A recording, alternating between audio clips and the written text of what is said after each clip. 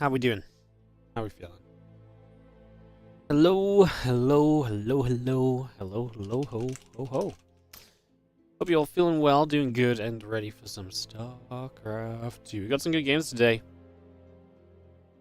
So it is going to be Reynor vs Maxpax and Serral versus Clem. Pretty fun, right? Pretty fun. So, gonna be kicking this off in a few moments. I mentioned videos being done. We'll, I believe, jump on call with Lambo once we get into a lobby or so as well, and we'll cast some games. Hopefully, going to be some really fun matches, as we've obviously got tip-top players here, and I think we're going to be in for some good games. Honestly, I think we really are. So, looking forward to it. Kicking off in just a few. Getting the Starcraft ready to rumble. Clem going to be a hot one. I think today's going to be awesome. It really should be. It really, really should be.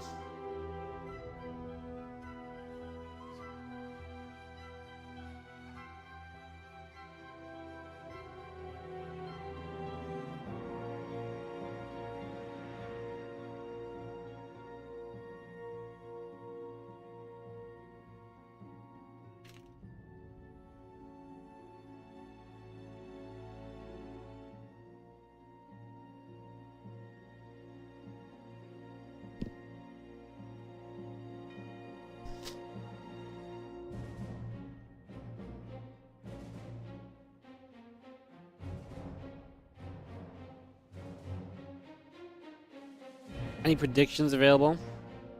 Sure.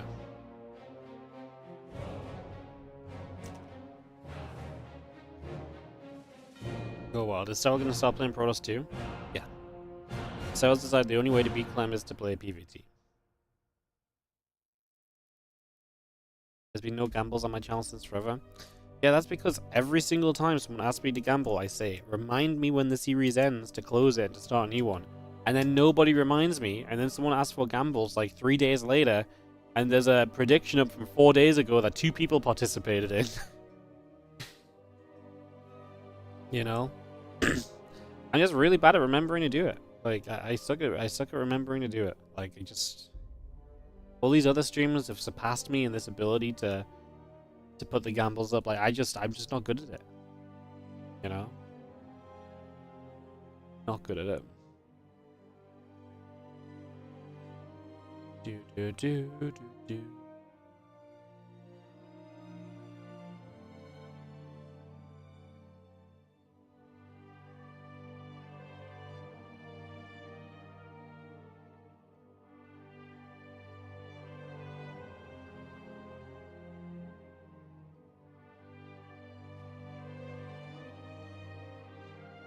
Remind me to close the gamba.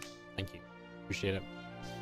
Yeah, so we're gonna get started here, guys. Gonna get going in just a few. We are just awaiting a little bit. I believe they are vetoing all in a party at least, so progress being made.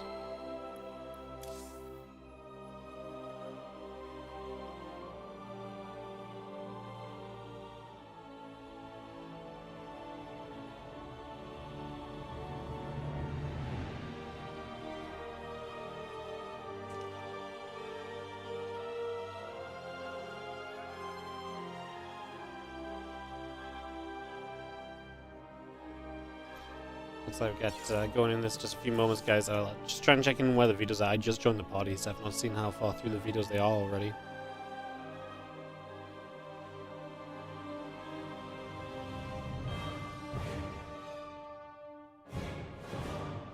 No Gamba again? No, there's Gamba up right now. 9 people are participating. 9 people are participating. Look. And look, at this point, maybe I just need to appoint an official gamble moderator. One moderator who's just in charge of all the gambles.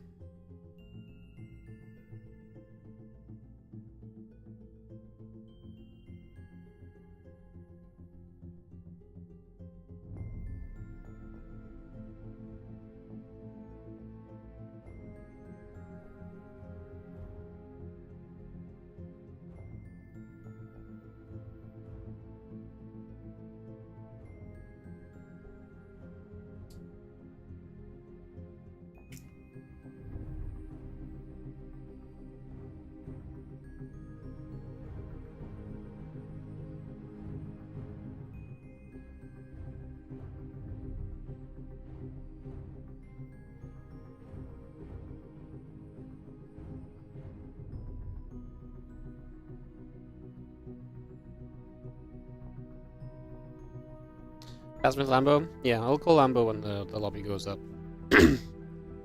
My ability to small talk and create pre-game chatter is at an all-time low the last few days, I'm not gonna lie. I want to talk about Starcraft games and not really much else.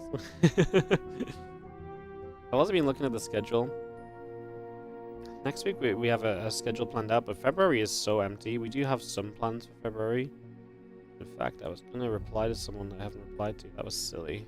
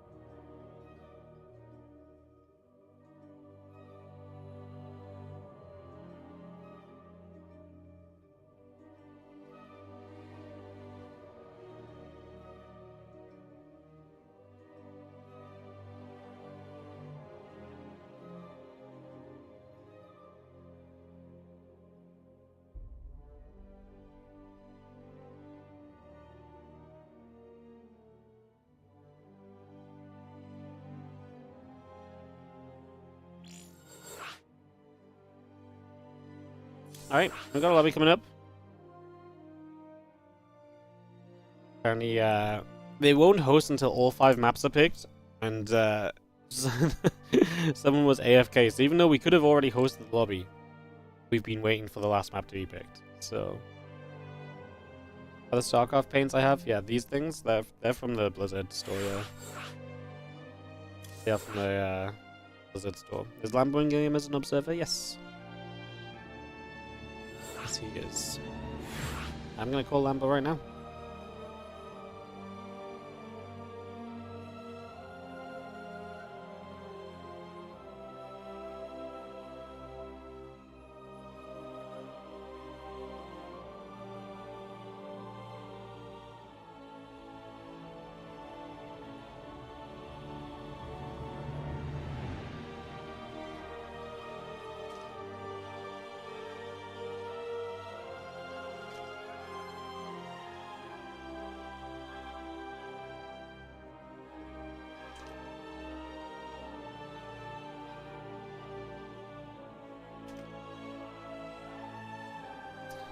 Alright, let me call Lambo.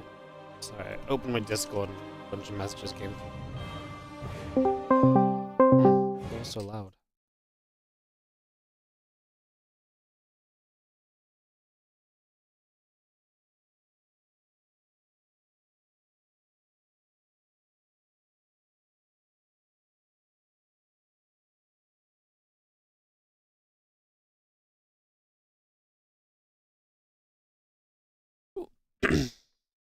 Ah.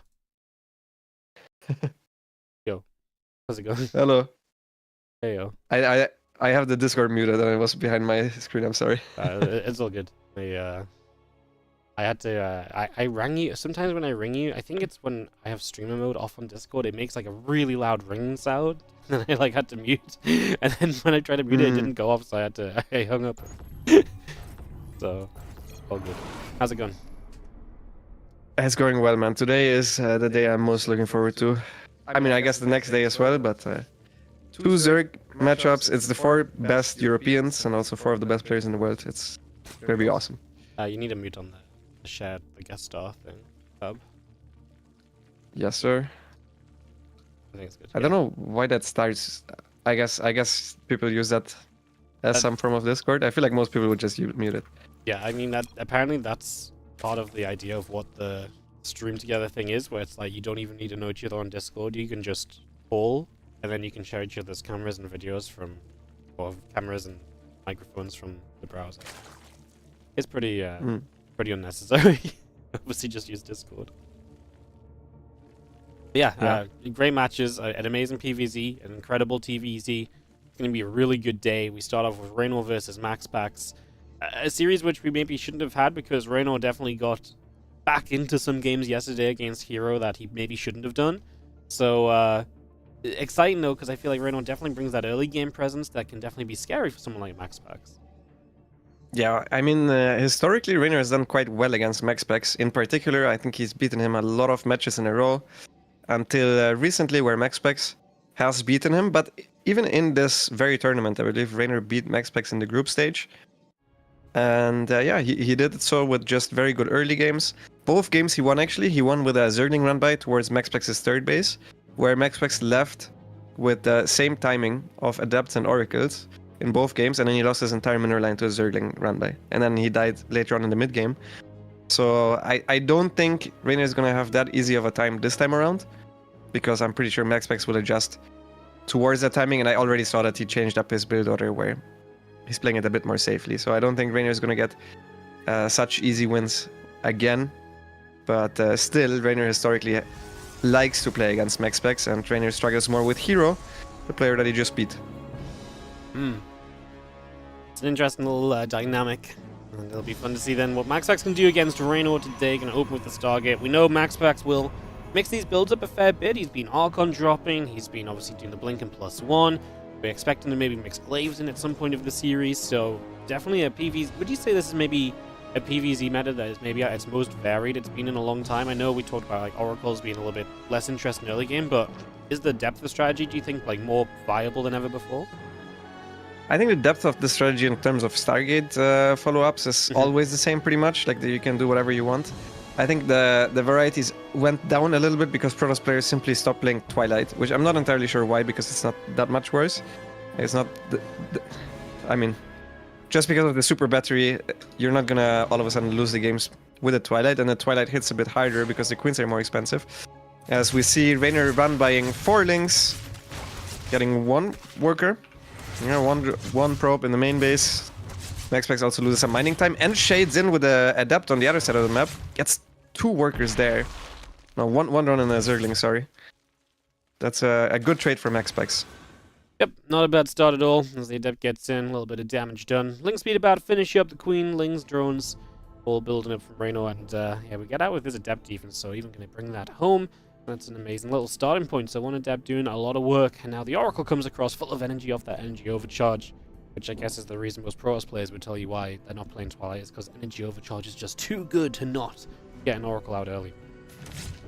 Yeah, Maxpax forgot a pylon. He just wanted to start a second Oracle after Twilight, and he instantly cancelled it because he doesn't have a pylon on the way. He still doesn't have a pylon on the way. It's very important he gets the Nexus down, and he doesn't.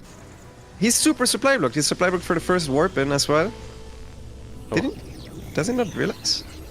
He's just not doing anything. Like, he's going to come build the Nexus. He's still not building a pylon.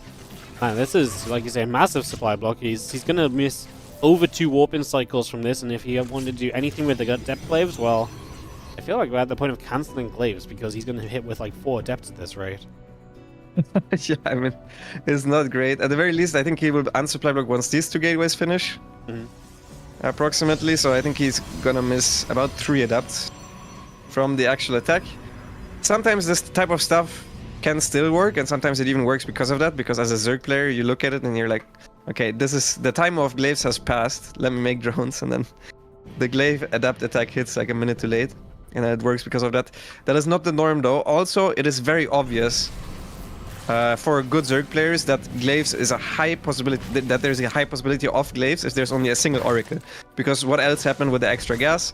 There's no second Oracle, so either it has to be a Twilight follow-up or second Stargate and you know, some other form of tech. Most of the time it's exactly this. It's gonna be glaives, and Reynor already has the Roach Warren in time to deal with this. Yeah, Roach Warren up, and the Adepts, well, just about ready to venture across the map if they want to go. And the Lings are actually already coming across to see what they can do. They're going to spot the Glaives right now. And so Reynor knows, and he goes fully into unit production. Already had some Roaches started, 6 of them on the way. The Lair's going to finish as well. Something you can afford with the Stargate having come up already. And then yeah, we just see more Roaches in production. Just now it's about splitting your units and just not letting these Adepts find one position where maybe everything could kind of go wrong if they get let in. And the Adepts are going to get towards a natural that's only got a couple of Roaches and Lings on it, so not a bad shade from Maxpax. He's got to try to do something. They end up fighting some Roaches, other Roaches showing up, get some drones as well. Yeah, good focus fire there by Maxpax with Adepts. He's now going to split them up. And Reynor is not responding to this properly. He tried to wall, he made like 4 Evo Chambers at once, but he messed up the Roachborn positioning, so it was almost impossible to finish that wall. 11 workers already went down, a lot of lost mining time as well, and this adept attack that I don't think had any business being that successful ends up being exactly that, very successful, as 15 drones went down. 4 adepts are still out here. I think they're going to cancel the shade, yep. Wow. Very successful attack from Maxpax. 15 drones dead. Reynor having to hold down the drone key for the foreseeable future. And yeah, this is just brutal because now the Oracle is going to come in. It's going to get some more kills too. 1 queen only, and that's just going to mean that the Oracle gets, what, 5 more kills? So Oracle alone has 16 kills across drones and lings, so having a great time. The Adepts even killing Lava on the 4th base. A disastrous start for Reynor at the start of this series. Yes. It really all came down to him having mispositioned the Roachborn. I think you should always put the Roachborn up against the wall, and then it makes it easier to wall. I mean, Reynor is not a beginner, but in case you're watching this and you're wondering how exactly can he misposition the Roachborn, if you put it up against the wall, you can't misposition it. But he left like 1 tile gap to the top of it, which is already impossible to wall, because then you need 2 Evo Chambers behind it to wall. And then at the bottom, he left 4 tiles, which also, it's like, you could try to wall it with 2 spores, but realistically, the adepts can just kill that, so yeah, just bad wall of costing Reynor there. Heavy cost, and now the Stalker started to arrive. Maxpax has been good behind this, getting into Blink, keeping his warpins going, and the Stalker count is already looking extremely scary. He can back away to a Stasis Ward if he needs to, although right now, not sure how much he necessarily needs to. These Stalkers keep blinking back, going to turn back around onto a Queen. That Queen is going to fall. Just going to step forward again as the Ravagers take damage. Lings are going to fire up some more shots as well, and the Stalker's still taking some corrosive vials. I mean, honestly, good trades all along for Maxpax, because this is just free unit kills. I mean, he's going to lose a couple of Stalkers, yes, but generally the efficiency is there, and he's still yet to utilize any of these Stasis Wards. Yeah, the one thing I would like to see from him is just a revelation on the creep there. He missed the most forward tumor. The moment the creep disappears here, it will make it even easier for him to micro his Stalkers, and I mean, against Roach Ravager, theoretically, none of the Stalkers should die. There's no potential for surrounds, there's no huge burst damage. It's just Roaches firing at Stalkers, which really is... It's good for the Stalkers as long as the numbers are right. You see the 2 Adepts going to head to the top left-hand side. A drone has to pull away from that, and Stalkers just going to have to keep pulling back as well. A couple more blinks away as Maxpax will hold position. Reynor is doing nothing but holding down Roaches off of 65 drones. His economy's not there. Maxpax is going to safely get to Storm Charge. You know, all attack that will continue to just aid him in the future, while Reynor has to sit on this lower economy setup with purely Roaches pretty much, and just not really have that much to work with, even starting to lose a Ravager as the Stalkers get forward for the one. Yeah, good stuff there from Maxpax. Reynor is starting burrow and burrow movement. I don't mind it, like it's a good way to try and come back into this, but he's just gonna keep losing units, and it will almost always be for free. Maxpax is good at microing the Stalkers. You might lose another one, yeah, didn't blink that one back. But I mean, if you're looking at the Stalkers, how many of them die? Usually, like every 3rd poke loses a Stalker or so. But most of the times the Stalkers shoot, they actually kill something. Even if it's just Zerglings or Roach here and there, this type of stuff adds up quickly, so... I mean, all of these trades simply just favor Maxpax. Now he's running a little bit supply blocked as well. Has to be on Overlords, just another little pain in the side. As Maxpax even going to build up a Prism, so he's going to have that as an option with charge done, obviously. I mean, a Prism into the main base right now feels deadly, because Reynor has to focus so much on just defending at the front. Having to pull back into the main to deal with the Warp Prism and Zealots doesn't exactly seem like it's something he can deal with right now. Walking into multiple Stasis Wards. Nearly walked into a final one as well, but he sees it with the Overseer. Corrosive piles it down. And there's a Roach counterattack that's taking some attention from Maxpax and pulling him to the side. But as he turns that away, like I say, that Prism is setting up for a main base that is completely undefended. Yeah, I mean, Reynor is fully all in. He stopped at 66 workers. He's just messing Roach Ravager. He's now taking a couple of extra gases. He's just hoping that his opponent is going to walk into corrosive bites, basically. So this is similar to the situation that we saw on El Dorado between, I believe it was Hero, maybe? No, it was Maxpax against Serral, where Serral was just messing Ravagers, trying to contain the Protoss and trying to hit a lot of corrosive bites. But the moment the Zealots come in, as you said, now Reynor needs to turn around, and that also means that he can't continuously fire the corrosive bites towards the Protoss army. Yeah, no real opportunity here as a couple of Roaches get shot down. The Ling's still running through.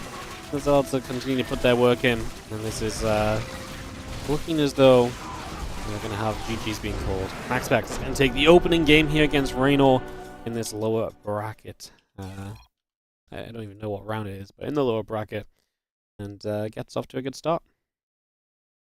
I guess you would call this lower bracket semifinals, right? That's what I was thinking, yeah. It is lower bracket semifinals. It's just always confusing. I feel like no one actually knows what that means half the time.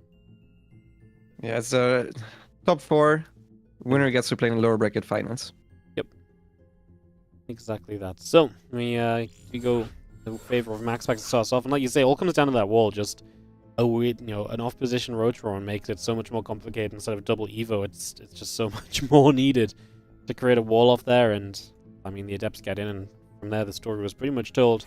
Maxpax playing well enough to just play the closing out stages. And Reynor, well, he was very good at kind of turning around some bad situations yesterday against Hero. I actually think Maxpax is going to be better than Hero at making sure the bad situations for Reynor continue to be bad. I don't think Maxpax is going to have as many mishaps as Hero had yesterday. Mm-hmm. Yeah, for sure. Yeah, I would say Maxpax on average makes less mistakes than Hero. He also tries to... He tries less aggressive moves, usually, so he's a little bit more chaotic. That obviously leads towards also more mistakes of his opponents, and he gets himself into better positions quite often. I'm not sure what's happening here with the party. We tried to host the lobby already. This is the 4th or 5th time at this point. All right. Yeah, I'm done talking about this lobby hosting. I can rant about it all day, man. Yeah, it's a thing. But we are going to get in, and we're going to be going to Amygdala here for map number 2, so it's going to get this ready to go and see what we get as Amygdala lines up for us in game 2 of this lower bracket matchup. Yeah, Amygdala is a good map for Protoss. I also think the wall might have been an issue with Reynor just not playing the map very frequently, because on ley lines, actually, the map is... or that choke is so tiny that you can't wall it properly with 2 Evos and a Roach Warren. So you need to put it one slightly off position in order to wall it. So maybe that was an issue, but I mean the Roach Warren should never be one spot off the top. That already is bad. Even just having it one spot further to the bottom would have been huge, because then he could have walled with an Evo. That would have been a 3-tile gap, and then he can wall the rest at the top properly. Just he picked the literal worst position for the Roach Warren. It could not have been any worse. Well, easy mistake to fix, although we probably unlikely to see Adept back-to-back here from Maxpax as well. Heading into a game number 2 in the bottom left-hand side. Our blue Zerg player is Reynor from Basilisk. And his opponent in the top right, representing Storm Gaming, it is Maxpax.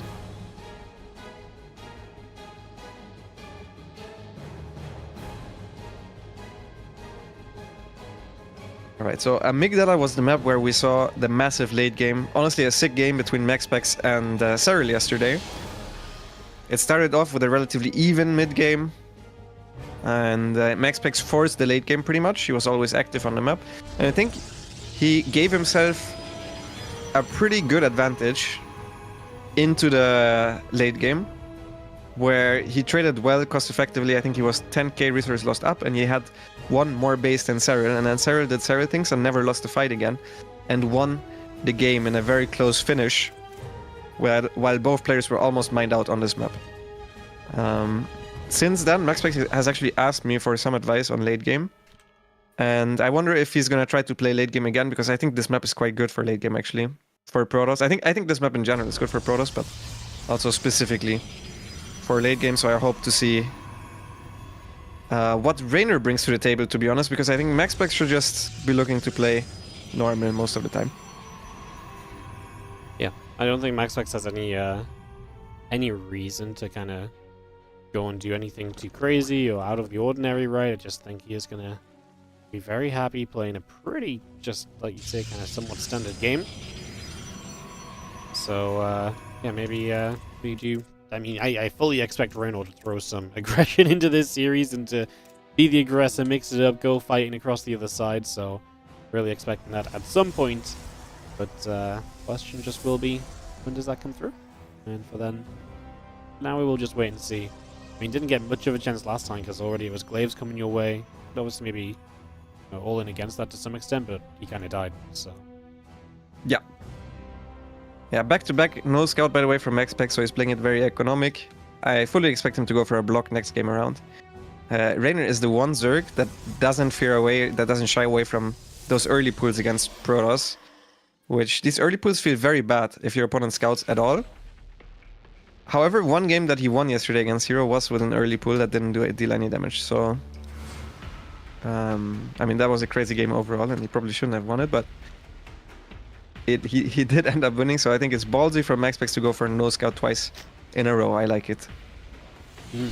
With a Chrono Boost out of that Oracle, bring that onto the field as the first Adept will look for some damage. It did very well last time. Shares into this natural. There's already a couple lings there. Plus the Queen, we're going to decide that is not worth it. And so we back off, and nothing will come of that for the moment. This time around, he didn't forget the extra pylon, by the way. It's already on the way, so no supply block at 46. We have to remember that happened as well. His third base was delayed. The start wasn't all that good for Maxpax.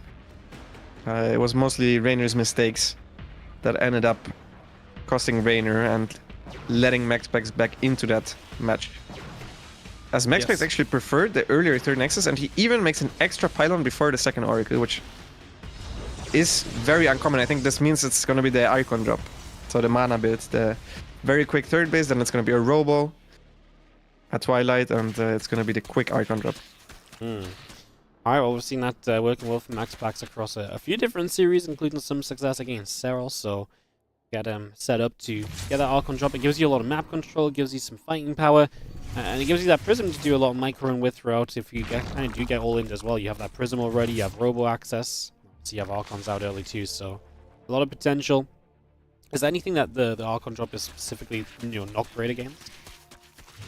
I think quick 6 gas is the best against the Archon drop, so it is best against stuff like this. +1 melee, quick Hydras is quite good against. Against just Roaches, getting up 6 gas early and then either Roach Ravager all in or maybe even Spire, I think are the two best options and that come to my mind, as well as Swarm Host. Like all the stuff that quick 6 gas enables you to do, together with Roaches, should be good against this. Whereas all the heavy link styles, where you don't take any extra gases, are bad against this. Chad also asked why does he make the Robo first if he wants to Icon drop. That is actually because the Templar Archives builds way quicker than a Direct Shrine. Like a Direct Shrine takes almost twice as long, I think, as a Templar Archive. So if you want to Icon drop with DTs, you would always start with the Twilight first. But if you go for the Templar Archives, you need to go with the Robo initially. And you can see that the Warp Prism times out perfectly with Templar Archives being done. And on this map, you can also warp them in super safely in the middle of the map, unless the Zerg already killed the rocks. Yeah, it's something you don't usually get to see, right? The free warping, because sometimes the Zerg will try and deny that for some defense. And again, a couple of Archons in the charge continue to come up. Observer coming through, Gate in the Forge coming online. You'll see the Prism heading down the bottom, and we will have Maxpax looking for some harassment here over these next few moments. Going to start by hitting the hatchery, and yeah, just going to step forward. I mean, Overlords to be taken and so on, so he'll step through, then Overlord, start fighting some Queens. Only Lings out right now, so this is where you can trade very well. That's the problem with +1 melee. Things do not exactly do great against Archons. Yeah, as long as you have enough Queens, it's fine, because then the Warp Prism needs to go back. I think Maxpax overstayed. With the Archons, he needs to pick up the Archons. Okay, he doesn't. He loses one Archon, so... I mean, yeah, it's... Theoretically, the Archons are pretty good against Zerglings, but the Queens can try to focus fire the Warp Prism. That means the Archons will kite for as long as possible, and then they need to always be picked up. Even if they could theoretically fight still against the Zerglings, the Queens force the Warp Prism to pick up the Archons. Maxpax missed that timing, and because of that he lost an Archon. He's also supply blocked with his Mortal production, which isn't great. So not the cleanest execution so far from Maxpax, and good defense, I think, all things considered for Reynor. Well, now we have the Hydro Den popping, just going to be seeing the +1, Storm, Charge coming up, a couple high tempers coming through. We have our Lings coming across the map. There's Oracle going to be here trying to deny, but I think these Lings going to have the damage to get a cancel, so we'll delay the fourth base a little bit. And obviously now, from Reynor being able to be out on the map is very nice. There's only one Archon, a little bit less threatening on the other side, and It's not doing too much, as the Lings will once again come back to try threaten again, but there's going to be units in position this time. Well, he's actually going to fight those units. Oracle shows up, though. Yeah, those Zealots don't have +1 yet, so they trade super poorly against the +1 melee Lings. +1 enables the Zealots to two-shot Zerglings, obviously, and +1 melee just means the Zerglings will trade that much better against the Zealots that don't two-shot them, so... right now, any Zerglings against Zealots trades until that +1 is done should really favor Reynor.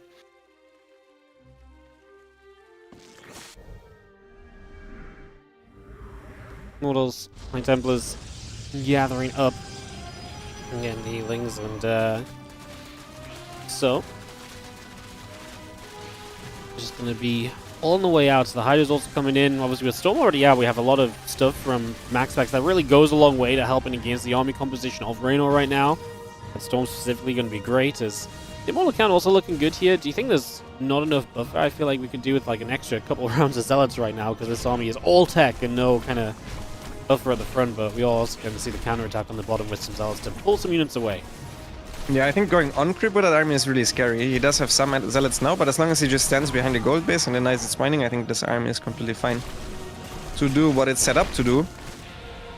And honestly, this army is starting to look really, really scary. Reynor has not found a place to morph any Archons yet. He does have a surround set up, but I'm not even sure he wins the fight with that surround. There's so many storms here. He definitely used energy recharge on one of these High Templars. I mean, he still has like 4 more storms. Where that came from, and he still has the War Prism alive as well. The supplies are evening up. Reynor really needs to get these lurkers out. If Maxpax had perfect vision right now, he would press the issue, because these lurkers have just started to morph. But he's still playing it cautiously. Yep. A few lurkers just going to be popping. Let's get them burrowed up. Some Zealots already breaking through to the natural. The gold base will go down. That's obviously going to be an issue for Reynor if Maxpax then gets towards any other base, because, you know, now he's at the point of really needing to keep a 4th base alive.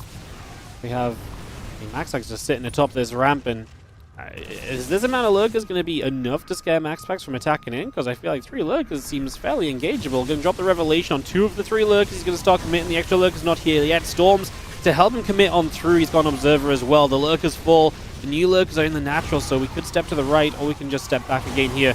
As this first wave, I felt like was okay for Maxpax, especially the fact that he's just keeping the lurker count low has a lot to do with this, right? Yes, that one Hydra is the MVP. If Reynor wins this game, it will only be due to this one Hydra on the right that sniped the 1 HP War Prism with its dying breath. There's no more Zealots. The Zealots are reinforcing right now, so Zergling Hydra should be decent at clearing this up. The lurkers burrowing forward instantly get tracked by the Immortals though, and Reynor taps out as Maxpax takes a pretty convincing 2-0 lead. Yeah, all Maxpax here so far, as we're going to knock that one down, and that, as you say, is a 2-0, with Reynor having a couple moments, but for the most part, Maxpax I feel like fairly comfortable. Like, you know, the Prism Archon part went a little bit haywire, but he got back on track, he fixed it up, and here we are now with a 2-0 lead, and Reynor has to full-on reset in this series and win 3 in a row somehow. It's going to be rough. It is going to be rough, but I know Reynor's mental is always good, so I don't think he's going to be playing any worse. He's usually actually more of a clutch king, if you remember the World Championship that he won. Very oftentimes he was down 0-2, 1-2. He basically always lost the first game. And he almost always played from behind, so if there's one player that is not faced by this type of situation, it definitely is Reynor, but yeah, it has looked very convincing so far from Maxpax. I'm not gonna lie. Alright, well, El Dorado going to be our map. Obviously, El Dorado's given us a whole bunch of different kind of games, so we'll see what happens here. As Reynor must win to stay alive in this tournament, not just, you know, in the you know, for this matchup. Like, this is it, lower brackets right now. Lose this and you finish 4th place, and you walk away with $500 or so. Win this and you're top 3. You have a chance to, obviously, a very realistic chance still to make grand finals, because, you know, either of these guys have, you know, while they've been knocked down, they can beat a Serral, they can beat a Clem, so it's not an unwinnable tournament for them continuing through. Yeah, for sure. I mean, I think these are the currently 3 hardest players for Serral to beat.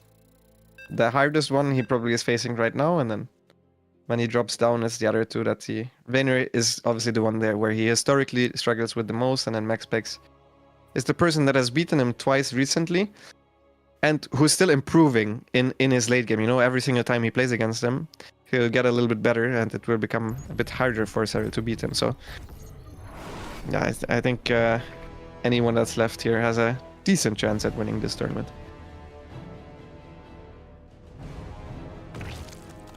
Alright, so we have in the bottom right a must-win game, and he's 12 pooling it up. It's Reynor, and he's going to 12 pool to try and throw his opponent off.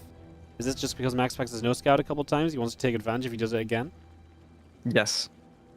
In the bottom left, we have Maxpax, who so far hasn't tried to block.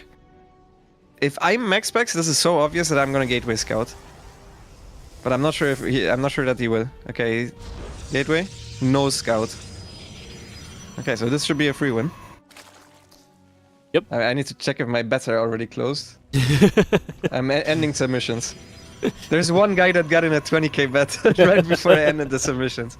Because this game is... I mean, it is practically over. There's not much you can do as Protoss in this situation. If Maxpax somehow gets... I don't know, whispers from God that there is a 12 pool on the way and he randomly goes out to scout now, maybe there's a chance, but... Like, realistically, that doesn't happen. Yeah, that ain't happening. We're even going to pull the drones just to make sure that this is as over as it can be. And we are going to speed run through this game 3, it would seem, as... I mean, just no information, no attempt to wall off, probe still not moving out onto the map or anything. We are extremely, extremely troubled here as Maxpax will drop down the cyber core, pull the probe away so he still doesn't have anything else to wall with, and you just target down that pylon and you have enough to always win against the probes. Yeah. It also would have been over without the drones, by the way. As yes, because it he still just didn't matter. Yeah. Yeah, so you kill the pylon and it's over. Quite simple, actually. Yep, well, this is Maxpax just being a little bit too greedy. You're just going no scout and expecting Reynor. I mean, I felt like it was the perfect time to actually scout from Maxpax. You got away with it twice. You're up 2-0. Let's play a little bit of safety. Don't let the guy... I mean, maybe you think he's 0-2 down. He wouldn't try something like this, but it's obviously going to work perfectly here as all these probes are dying. And we're just going to retarget the pylon. GG's. It's a quick game 3, and Reynor gets on the scoreboard. He does get on the scoreboard. And I mean, now Maxpax has to have on the back of his mind that 12 pool is a possibility. I really expected him after how smooth the first 2 games went to go for a scout in the third game. I definitely think he's going to scout in the next game because of that. I don't think Reynor will do this again as well. But yeah, I mean, I don't think this should shake the confidence of Maxpax. It's just that he will need to scout now. Alright, well, we are going to head into Ultra Love for map number 4.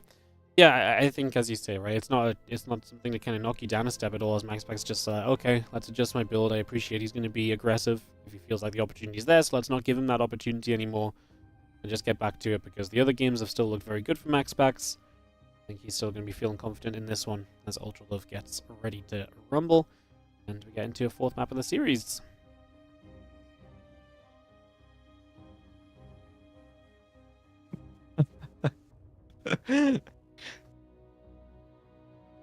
Maple in chat is saying, I don't think he will scout next game because Reynor should predict the probe scout in 112 because of it. That logic obviously makes sense, and this type of stuff happens all the time with pro gamers. And then you have to think about which pro gamer you're watching, because with Hero, I definitely think that he would get 12 pro and he's like, okay, you know what? I'm not going to scout again. You're not going to do it again. But Maxpax is not that type of player. Like, it's a very stylistic... a stylistic difference, where Maxpax, I think, is usually rather on the cautious side, trying to be safe. And some other players would take the risk. I would be more on the risk-taking side, but I think Maxpax is going to scout this game. I would be very surprised if he doesn't, honestly. Well, let's see. As in the bottom left-hand side, it's going to be our Blue Zerg player, Reynor, to get back on this series, and let's see if he can do it. He's gonna go 12 full again. Well, and in the top right, we have Maxpax, who went for the scout right away. Yep. Instant scout. 3 pylon scout. This time I let the bets run, because this is actually, I feel like, not that bad of a... That doesn't mean that Maxpax has the game won already, you know?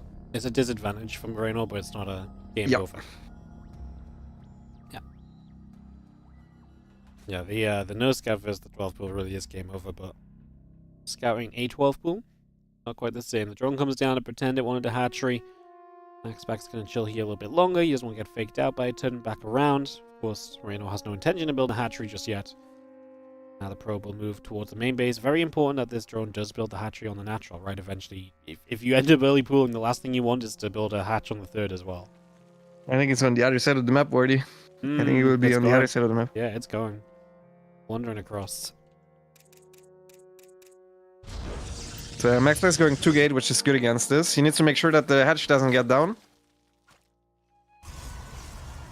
Okay, the hatch goes down behind the wall. That's honestly not too bad. Yep.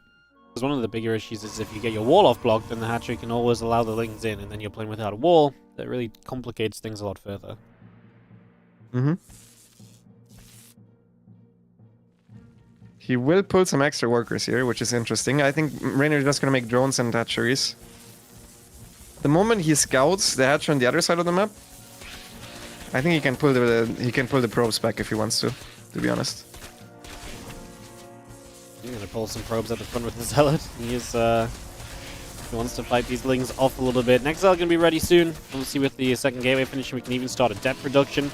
This does give you the 2 Zealots and 2 Adepts to go across the map with once the hatchery's cleaned up, so that is some attacking power that will force potentially more units out of Reynor as well, so keep that in mind as a follow-up here, as obviously we do not want to lose this gateway. Going to put the probes back onto the hatchery. Didn't really feel like we needed the extra probes to help protect the Zealot that we had, so maybe a little bit of lost opportunity there, as now we will just finish this hatch up and go from there, as the Adept will hold the wall, and obviously can hit these lings, hits his own pylon accidentally, but not a big deal. Alright, the hatch is being finished. I think what you should have done as Protoss there is build a battery in time so it finishes when the hatch, after the hatch will finish, and you can cancel it if the hatch gets cancelled. Because now that might be a little bit annoying, especially if the queen manages to pop out. He'll already lose 1 worker here. And these probes did not do a whole lot, I'm not gonna lie. They lowered the HP of the hatchery. He actually shaded out with the adepts, which means now the zerglings are gonna get in as well. This is quite sloppy from Maxpax. I don't think this is supposed to happen. Oh, he's mismanaging it. It felt like this was completely controlled, and it feels like he's making it way more complicated than it ever really needed to be. A couple more lings going down, the queen pulls away. I'm just going to be seeing the adepts are going to go shading as well as the queen goes and sits at the front. That's going to get taken down, so no chance to get group teaming down or anything, but this hatchery is still very much so here. Now having to pull probes to help fight these zerglings. Good micro, the lings will go down. The broodlings pop out, they're going to chase for a Zealot, they shouldn't get it. But, we can finally, well, I guess we have to deal with these couple of lings that are spawning, but other than that, we can finally start to go across the map. But this is taking forever. Maxpax has so much money banked up, he needs creep to dissipate here. Just disaster. Yeah, that was not good. Another thing Maxpax could have done there is he could have blocked in the larva, because I'm pretty sure there was a single pylon would have blocked the zerglings from ever going to the main. That would have also simplified the situation. It's also fine if you pull probes, but then it needs to be a number of probes that kills the hatchery, you know, not like bringing the hatchery to orange HP just loses you mining time and doesn't do a whole lot of else of other things. And now he needs to watch out with this attack. Honestly, I favor Reynor's position now. Well, yeah, we're going to see the lings getting this around on those 2 Zealots. There's 3 Adepts here. They're going to threaten the shade into the main base, but they're going to cancel that as well. They turn around. Maxpax Stargate is about to complete as he just now started the Nexus, and yeah, just, I mean, this really was just mishandled from Maxpax on the other side. Felt like he had all the tools he needed to get a clean defense off, and now, like you say, I think Reynor is absolutely stepping up in this game. Speed is on the way, his Zergling numbers are really good. He will scout at its Void Ray first. Yeah, he saw it already. So he also knows that he doesn't need spores. I would love to see a 3rd base. Honestly, I would have preferred the 3rd base before the extra queen. But his work account is surpassing Maxpax's work account way earlier into the game, from where the Zerg usually surpasses the Protoss. The only thing that Maxpax is going for him is that the speed is super late and he has a lot of adepts out. But the moment that speed is done, Reynor should, like, it's even scary for Maxpax to be on the map the moment that speed is done, because he doesn't have oracles above these adepts right now. Yeah, it's just the adepts, so they are going to step up and see what they can do. They've got about 30 seconds for speed finishing, so they'll try and press forwards. There's going to be a queen in some trouble here. We're going to get that shot off. We can commit to the shade if we want to risk it. not going to. He might just try and find a cancel on the third hatch, which he should get because, well, the Void Ray is here as well. He can pop the Prismatic, and that's a bit more DPS, so third hatchery is going to be in trouble. The Lings will attempt to come across. I mean, we are not far from getting that Link speed up. Dep's got to decide what they're going to do. They're going to shade into the natural, which is now undefended, but Link speed is about to finish. So this is where the Adepts will have a tougher time, although they are currently in at least a little bit of a choke point. We did not end up getting that third hatchery, by the way, but we will kill one queen. We're actually going to go for a second queen now. That means the Void Ray gets to sit here and continue to deal damage, if nothing else, to this hatchery. It's going to end up being pretty low, but with the Oracle now overhead, the Lings are at least losing a few more of their numbers in attempting to clean up these Adepts, which will eventually happen, just like we say, a little bit slowly. Yeah, there's no support in natural, which is an issue for Reynor. There's no support in the main either. This Oracle would just win the game. Oh no. Yeah, queens have died, and there's just no saving these drones right now. So that worker lead that we were talking about has just gone, and that will do it. As Maxpax is going to find a exciting close to this series, I guess, in the end. So. Yeah, good stuff. I underestimated the Adepts. Really, he used the exact time before his circling speed finished to straight up win the game. Yeah. I think it all snowballed when the queens were overexposed and they died. You know, the first queen died. Yeah, the two at the front. And then and then it instantly snowballed. And when Link Speed did finish, the Adepts were already at least in a better position, and then an Oracle did show up as well. So just traded a bit better, bought time. You had to keep using the queens defensively, but then the Void Ray and the Oracle obviously got rid of another couple of queens, and we just don't have any anti-air, and hence GG. And Maxpax moves through to the top three. So Protoss, a Terran, and a Zerg, the European trio, are going to be fighting in the top three, as Maxpax plays the lower bracket finals against the loser of Serral versus Clem, which is our next series, TVZ, coming up. And, well, everyone is excited to see this one. Yeah, we obviously haven't seen it for quite a while, and the last time they did play against each other, it was the 5-0? No, they played Home Story Cup. Oh, they played at Home Story Cup, okay. Yeah, they played twice in Home Story Cup. Clem got the 3-1 twice. So Serral has lost 4 times in a row. Okay. That's also with a bad map score, right? Yeah, it's 1-3, 1-3, 0-5, 0-3. So yeah, from eSports World Cup, he went from 08 to 2-6 at Home Story. We'll see if he can take some more steps towards knocking Clem down here today, because this is going to be now his next chance, and yeah, it's going to be a... I mean, like I say, it's the series everyone's been wanting to see for a while. We never got a chance to see it Master Coliseum because Clem got knocked out. So this is maybe our opportunity.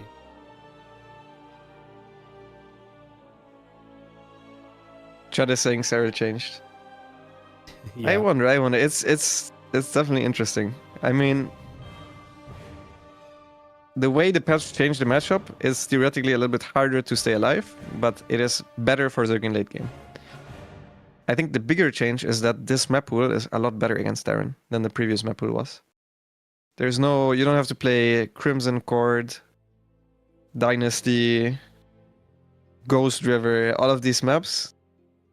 We don't have to play them anymore. There's not a single map that is as bad as the previously 4 worst maps, or even 5. I think 5 maps were good for Terran. So yeah, I think the biggest change here will be the map pool, and because of that, I think Serral has a legit chance. A pretty good chance as well. Like, if I had to predict, I would say 3-2 for Clem. But I'm very close to almost predicting Serral to win as well. For me, it's really on knife's edge. Alright, well, yeah, I just want a good series. I want to go back and forth. I want to see some great games. I want to see a long game.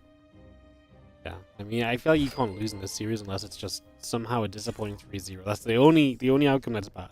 Is somehow it's like, because there's even 3-0s that can be very entertaining as well. So yeah, true. As long as we don't somehow die to like 2 Terran attacks in 10 minutes or so, like 6 minutes that ends the game 5 minutes later.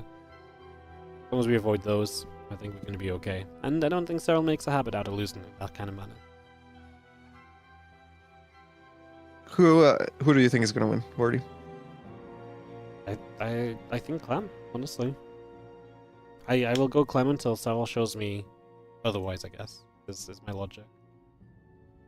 And what about the score? I think I think 3-2. I'm always going to predict 3-2 against two players like this. Okay, that makes sense. And what do you think, guys in the chat?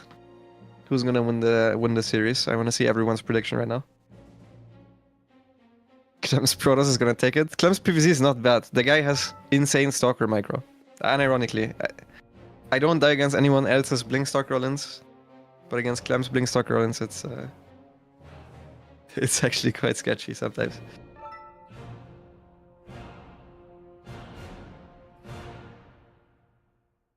Turns out if he's got a micro in Terran, he's got a micro in Protoss. Who knew?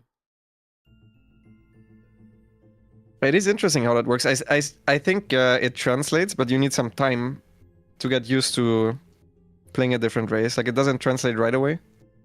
You do need to put in your hours as well. But yeah, obviously just the raw mouse accuracy and speed, it will translate to all three races. But if I off-race against him with my Terran and he plays Zerg, that micro doesn't look that hot all of a sudden against the Widowmine. So I think yeah, I mean, every race is a bit different, and you do need to put in the time to get good at it.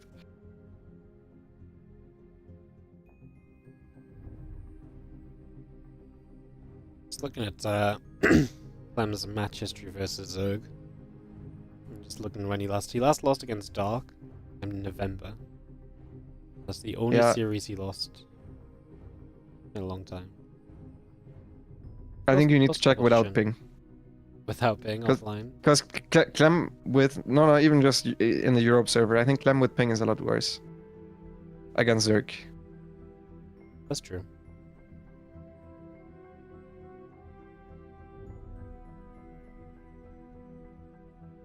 You almost have to go back to Katowice where he lost to Serral. He lost to he lost to Reynor 2-0 in WTL playoffs. Oh, okay. He went 3-3 with Reynor over the course of the series. Oh, I remember that series. Yeah, that was a 2-base Lingbane Muralin. There's a couple of GG all-ins. Yeah. Yeah. That's what Clem really died to. Basically, Reynor, like he's only lost to Reynor with no ping since he lost to Serral at Katowice. It's pretty wild. That is pretty wild.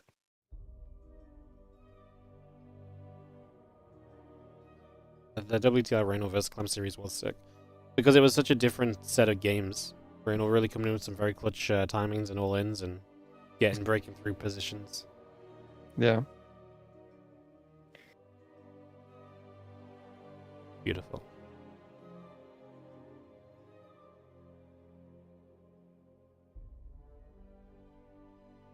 Got a map border, ley lines, Frostline, Amygdala, Abyssal Reef, Dorito.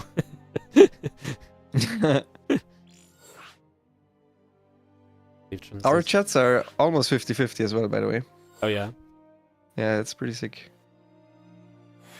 It's hard to imagine, like, the one thing I'll say in favor of Serral is it's hard to imagine Serral continuing to lose to someone without winning the series. Like, I don't think anyone has beaten Serral 4 series in a row, which is what Clem is currently on a streak of. Making that 5 is even more ridiculous.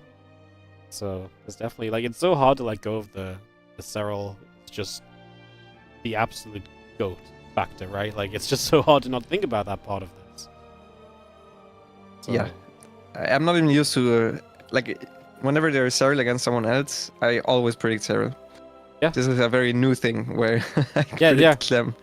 Yeah, I know. Like, that's exactly what I mean. I'm like when I think about it, it's like it's absolutely ridiculous to think Serral's going to lose to someone a 5th time in a row, but like Clem has been quite clearly that guy, and it has been convincing like, recently when they've played. So, yeah. As everyone's ready, and so we are just good to go into this. It is going time for some Terran versus Zerg, the winner bracket finals that we've all been waiting for.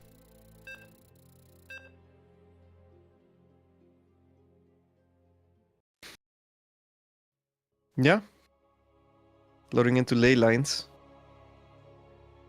I mean, I'm so excited. I've been waiting for this for a while. Yeah. It is not a series that we usually get to see. It's a very rare occurrence. And we're going to get a full best of 5 of it here today. Loading into ley lines for game number 1. And in the bottom left-hand corner of the map, We're going to start off with the blue Zerg player from Basilisk. It is Serral. And his opponent in top right is Team Liquid's Clem.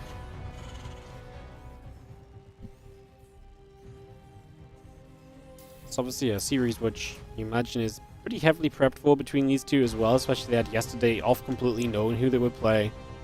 There's definitely got to be some, not just prep in the last couple of days knowing they would play each other here, but also, I mean, from Serral's point of view, he's got to be looking, since he's last been losing to Clem, and saying, well, what am I going to do? What sort of things am I going to look to improve on or employ to try and take him down whenever we next do meet? Yes. Very often I have something in mind for specific players, even before I know I'm playing against them in a tournament, and then I just hide these things until I face them in an important match. I doubt this will be any different for Serral. I think very highly of Serral's strategic choices that he makes throughout the tournaments. I think he's good at mixing it all in. He's good at reading his opponents as well.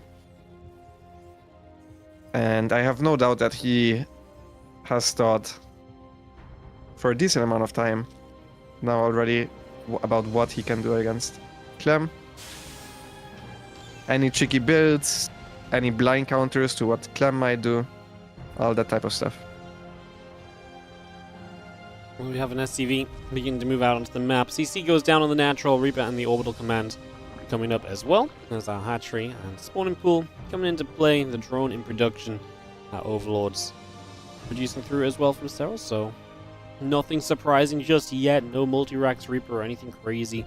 This is just going to be an SCV scout as well, so Clem just going to make sure he's not up against anything wild. No pool first here. Clem has been sometimes a fan of using this SCV as well to block a hatchery a bit further down the line as well.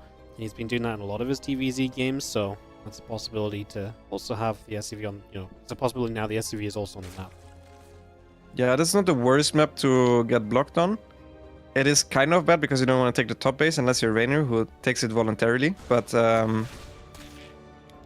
the third base at the bottom is very close, so it doesn't actually delay the hatch, you just need to walk there with the queen and then you're fine. So in terms of that, it's not too bad to get blocked on this map in particular. It just means that the third queen and one extra overlord most likely will be before the third hatch. Yep, as the Reaper moves about, a couple queens are moving through. Again, the CCs are coming online, the factory is about to finish. Our Zergling speed is halfway done as we actually do just block that hatchery with the grenade. The Reaper has to step back now though. The hatchery will go down where Serral wants it, so he has to put that into position, and Clem will begin to build his Hellions here though. Not a game where he's going to be able to be too aggressive with those because Serral has a nice fast ling speed. He did not delay that at all. And I don't think that's a bad choice. Clem absolutely loves to try and dive in with those Hellions when ling speed is not built early in the game, so that's something which Serral's just taken out of the equation very quickly. Mm-hmm. Yeah, it's especially important if you get blocked. So now here's the first thing that could be something prepared, where Serral watches these Hellions run out, and then he might try to run by. The thing is, Clem is not moving out with the Hellions. Usually he does move out with his very first two Hellions right away. And then there's a timing where you can hit the natural and you can kill a mule, as well as some SCVs. But Clem is not giving Serral the favor. He's waiting for extra Hellions. And he even now has two Hellions at home that he left behind. He's super ready for this. Serral obviously realizes these two Hellions are way too late, even for a 3cc opener, and he's going to decide not to go in with his Zergling. So good choices there from both players. But that's the first little trick that Serral wanted to use to get ahead. That didn't pan out as expected. The Zergling to scout is going to get denied by the Hellions, so it's going to be seeing that get turned around. And we do have our Liberator on the way as well, Clem, with a very typical Clem setup, right? Hellion Liberator. It sounds so normal as these Lings going to actually try and get by into the natural now, just as the Hellions have left. And this is going to be an opportunity for Serral to get a couple of SCVs, perhaps. And the SCVs will pull around a fight. But two already going down, and Marine shows up as well. It's going to be about it, but some lost mining time also going to add up right there. The Hellions also having to focus on pulling back home to clean these Zerglings up rather than being across the map and looking for aggressive opportunities. Mm-hmm. Yeah, I don't expect Serral to take any damage from this Liberator. In all honesty, he's scouted already on the other side of the map. He's ready for the Hellion run by. This is a very economic opener from Clem. I'm a bit surprised to see him go for it rather than going for the Banshees, because the Liberators are worse later on than the Banshees. That just means that his follow-up hits a little bit stronger. Does get a queen there, which is quite nice, and all of these drones are parked in a corner. Potentially that was risky against the Hellions, but he had a lot of Zerglings around to keep them safe. Clem is always just so good at being active with the Liberator, checking, not sieging it preemptively, so you see the Spore, pulls it back before taking a hit, just able to extend his kind of life on that Liberator and bring it back again later. It's one of the things we always praise Clem for, unit retention. And yeah, he's even going to send the Liberator home. He can actually kill an Overlord there, then get repaired and maybe come back and try and do something extra. As a few lings make their way across the map, and the Marine count is getting better now. Just needs to be careful. There's quite a few lings. I'm going to see he's going to stim back to make sure he's going to be safe. Tucking himself onto the wall should be good enough. And those lings do get turned away. Now too many lost to commit onto the third. Yeah, that's crazy. I would have taken that fight as well, and I would be confident in it as well that I would win this fight. But Clem perfectly tucked them in there, which didn't allow Serral to get this around on top of these Marines that didn't have combat shields yet. That's why that fight should have been favorable. We'll see if Clem tries to multi-prong with the Liberator or leave it at home for run-by defense. That's the one negative part about not having benches, is 2 benches kind of just defend your third against any amount of Zerglings. So either he now leaves the Liberator at home, or he leaves the Hellions at home, or he's gambling on there not being a run-by. But this push is hitting higher than if he went for benches. He has 2 tanks out already, he has a good number of Marines. His combat shield's not gonna be done for this, but his +1 might be. Medevac is boosting down. A couple of tanks will get set up down on that bottom side, and they will begin to siege. Marines are going to step forward. They're going to come through this hatchery, taking some shots. The Ling Bane coming around. 1-1 upgrades and combat shield building on the side of Clem. We'll just see our Queens. Actually going to get jumped on here a little bit. We lose one, very nearly a second. Obviously pull back, let those tanks do their work. And these Marines are able to keep going onto the hatch for a little bit longer. I think we're going to get the cancel. It falls, and we're even going to get some active tumors here as well at the tail end of all of this. Clem with a good position and taking advantage there for a good trade. Good trade from Clem. I think Serral always planned on giving up that base. He just tried to fight it for a little bit, see if Clem makes any mistakes, and then he can actually take the fight. But that is his 5th base, right? He took the 4 to the top, which is a good call. This base is really, really difficult to defend.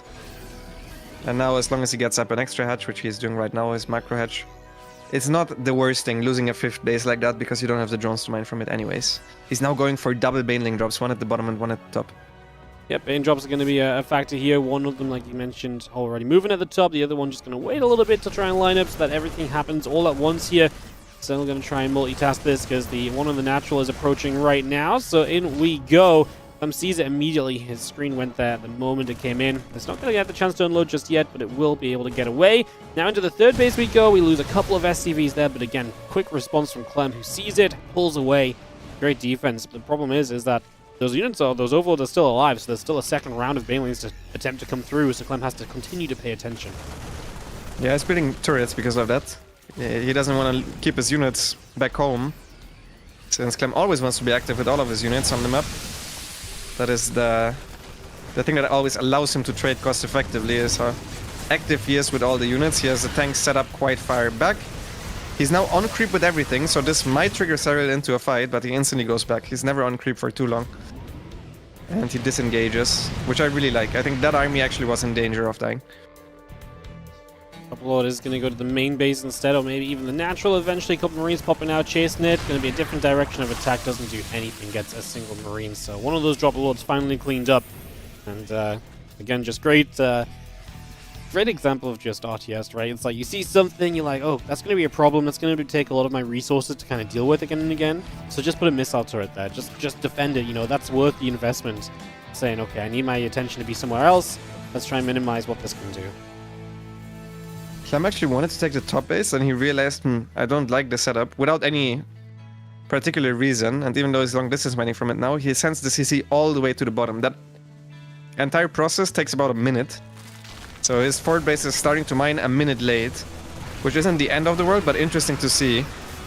As that stim is quite late, but the pickup is good, so he doesn't lose too many Marines. Big counterattack though from Serral, and this is a move out with almost all of Clem's units, which means these units need to deal damage now. Perfectly timed run by, just as Clem was maxed out, which also means that there's no extra reinforcements. He busts towards the main base.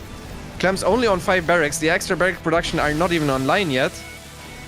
And Clem is in some trouble. That forces him to engage on the other side. Yeah, but he's basically forced to just send it now. You don't really get the luxury of picking your fight so much, so he's going to have to push hard. He's lost 50 SCV, so as you say, his economy is going to be down. His production is not the best. We're going to just run in here as Serral. Widowmine's doing that thing. We're going to get caught in a corner. Clem has to lift up. Now the tanks are abandoned, and Clem is not going to get anywhere near enough done. You're right, the timing of this run-by was just spot on. It's when Clem was at his absolute weakest back at home, and he had just no preparation here to deal with this, and yeah, he was just too committed to pull back. Yeah.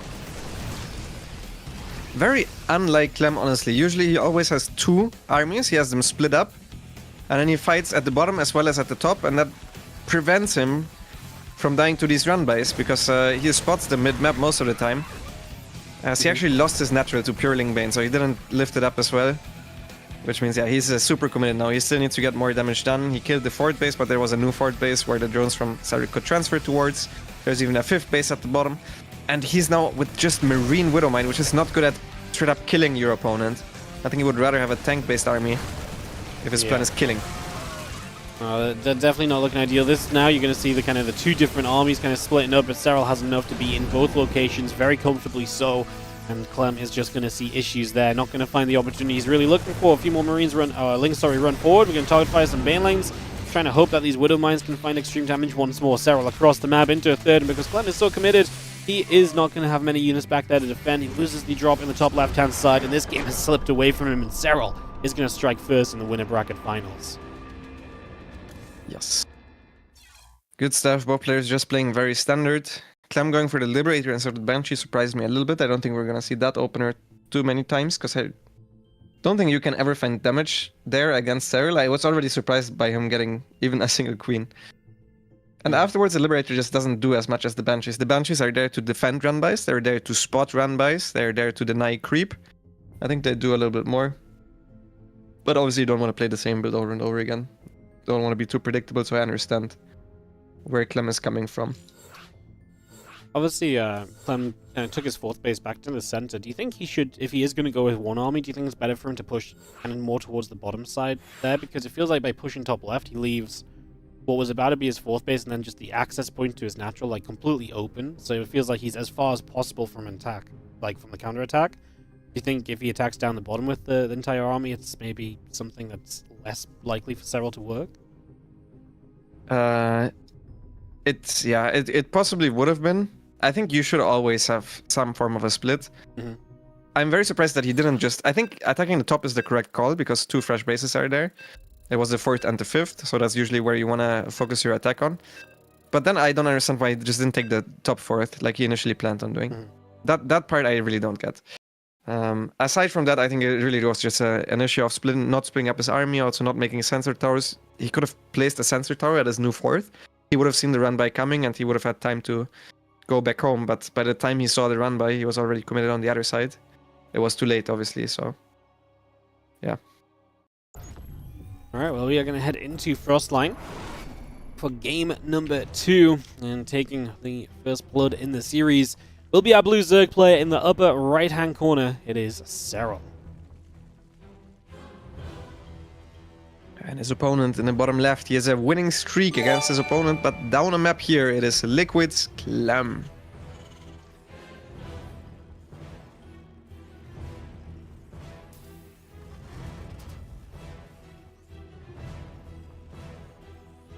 Frostline's go ahead. The first map was Serral's map pick, I'm pretty sure, so now we have the two map picks of Clem, the first map, so also not being the worst to lose here.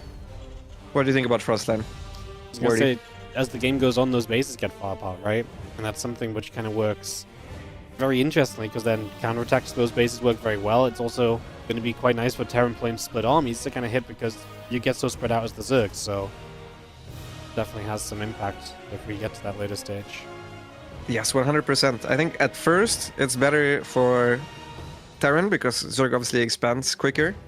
So you're more split, you can deal more damage, but then later on, if Serral somehow manages to survive into a late game, I think this is a good Zerg map. Because of how easy it is to blow up the planetaries. There's no way he can defend the planetary 5th base at the very top while he's also defending the bottom base, which most likely is an orbital, right? So it's a very uncomfortable map for all races at some point, at some stage in the game. but I think at first it is harder for Zerg, which is also the reason why Clem picked it. Yeah.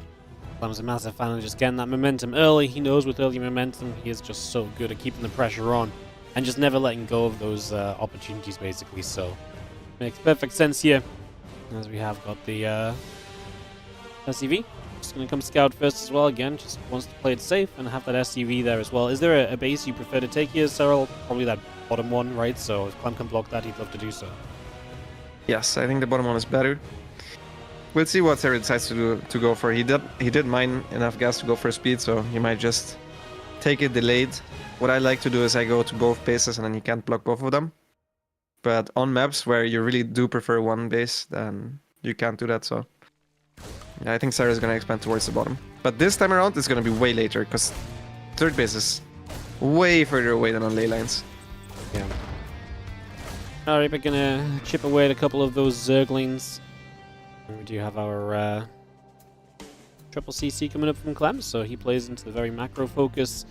There's the drone going to go towards the top. Reaper sees it, going to try and get it. Takes a good couple of queen shots there, and the drone turns back down towards the bottom.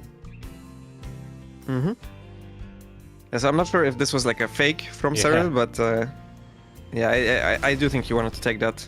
I think that is a better base in general, because it allows you to take two potential fourth bases at the same time that are both somewhat viable. If you take the top third, the fourth on the left is really...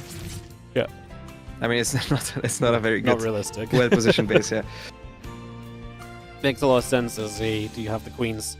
They come back through, Reaper will take a couple of nibbles, and link speed coming up, drones on the way. The thing's about to have that link speed, so again, we'll be able to force this Reaper back, and we'll obviously have the link speed to help against any sort of Hellion pressure too. Brave with the Reaper, knows the Hellions are coming, so he's going to step forward still, even though that link speed is done. Like I say, he knows his Hellions are about to arrive. Yeah. Yeah, Serral had one chance there to get us around on the Reaper, but it's very unlikely. Like, these Reapers are... You need to press the A move at the perfect time while you're surrounding the Reaper. You need to predict when exactly it's going to turn around, and A move slightly before that, and it's just very hard to do. Clem went for early Hellions and a late Banshee, so... His Banshee is going to be a little bit later, but this Hellion showed up in time to save the Reaper, where Serral is going for a big link counterattack. That makes a lot of sense because his third base got delayed, since he's going to have less larva overall from the later third base, but he did go for double inject, so he's going to have more larva at the start. So what he wants to do with that then is go for that big Zergling counterattack. Let's see how much it can do. Straight into the natural. One Hellion here, sorry, two Hellions. There's one up on the high ground as well. Clem will pull the SCVs toward the main base and let these Hellions start kiting and doing their thing. The Banshee pops out for some damage as well, and it is going to be crisis management from Clem as the SCVs get involved in the fight. With 5 going down so far, looks as though 8 now. It's a pretty darn good attack, right? 8 workers so early in the game, pulls all the Hellions back home too. Worthwhile use of the links. Mm-hmm. Yeah, it was especially a lot of mining time lost as well. If he just killed 8 workers at the natural, I don't think it would have been worth it for 24 links, but he pulled all with of all them the mining into time lost. Yeah, exactly. He pulled all of them into the main and all of them were fighting, so for a little bit, Clem was simply not mining at all, which means that I believe it was a bit better for Serral, maybe slightly. Like, he's slightly ahead. I don't think that was great or anything. As there's another Zergling counterattack now hitting the natural, and a lot of these SCVs are already low on HP, so even though with these 6 Zerglings, he's already getting 3, 4, 5 workers. At the same time, the Hellions are diving into the natural, and Serral is ready. All of the Queens are hitting the Hellions. The Zerglings are there to surround the Hellions, and this is a disaster for Clem. Absolutely horrible. He got a few drones with the Banshee to start off with, but losing 6 more SCVs, and basically, I mean, it was what, like, you know, let's say the work counts are fairly even in terms of what was lost, but then you lost all your Hellions in comparison to just a handful of Zerglings. Not a fair trade at all, and Clem going to be in trouble now, because suddenly Serral has all the map control. Creep can push out into the map much more comfortably. This is going to be a great setup for Serral to work from. Yeah, I'm not even sure Clem can take a third base like he usually wants to, unless the Banshees are at home. Like, look at this. This is his army. 3 Marines. Yeah. It's a fourth Marine joining up. He's trying to land his third orbital at the same time as he usually would. It's already slightly delayed even, but without the Banshees at home, it's bad. That Banshee almost will go down. He's lucky that the creep didn't extend further, because that would have meant an extra shot on top of those Banshees, and Clem is limping towards a mid-game from not the prettiest of starts. Yeah, not ideal. As those Marines going to come through, the Overlord will go down. A couple of Banshees Still moving down to the south, and they are going to get an SCV there to start repairing them up. The 1-1 upgrades and stim pack coming through as well. And again, the melee upgrades, Baneling speed coming through too. It's going to be tough. You just get to go freely into Lingbane Hydra here as Serral. And from there can just have a very good economy, all the bases and production that he needs. And it's just going to be difficult for Clem to find the numbers to be super aggressive, because unless he is able to really outposition Serral, Serral should be able to really outmass what Clem is able to bring across the map. Yeah, I like that Clem is going straight into Widow Mines, and he's going to try to out-trade Serral in the long run. I don't think a tank push would have worked here. I don't think a tank all-in would have worked here, so... I like this trade Widow Mine approach. Instead of going for the more usual, a couple of tanks first. He's also now obviously taking a risk in case this was some form of a roach all-in follow-up. But I think it is the smartest choice here for Clem, as he picks off one queen. Picks up, loses one marine there, so a good trade for him overall. And his goal has to be to deny a 5th base at this point. I don't think he can do anything to the 4th. The initial 4 bases. Marines are going to stim up, and we are going to see the queens. I'm going to get jumped on. We are going to see a couple going down. I can obviously lift up and back away, but a couple queens, all he's going to get there for the moment. Close to the side finds a changeling, and we'll just try and keep those units in position. But that creep is just absolutely massing up down the bottom side, so we're going to have so much creep to run through if you want to get to other bases here. And those are all just issues that Clem is going to continue facing. Yeah, from an even early game, at this point, usually Clem is even in supply, and this 4th base is done at this time. Instead, he didn't have money to start an armory, so his 1-1 is done. He can't start his 2-2 right away. He's down in armory supply a little bit already, which is really uncommon.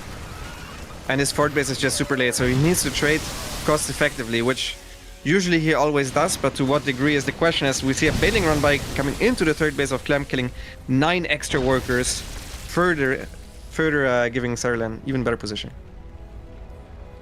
This really does just seemingly get better and better right now, as +1 missiles, +2 carapace coming up on the side of our Zerg.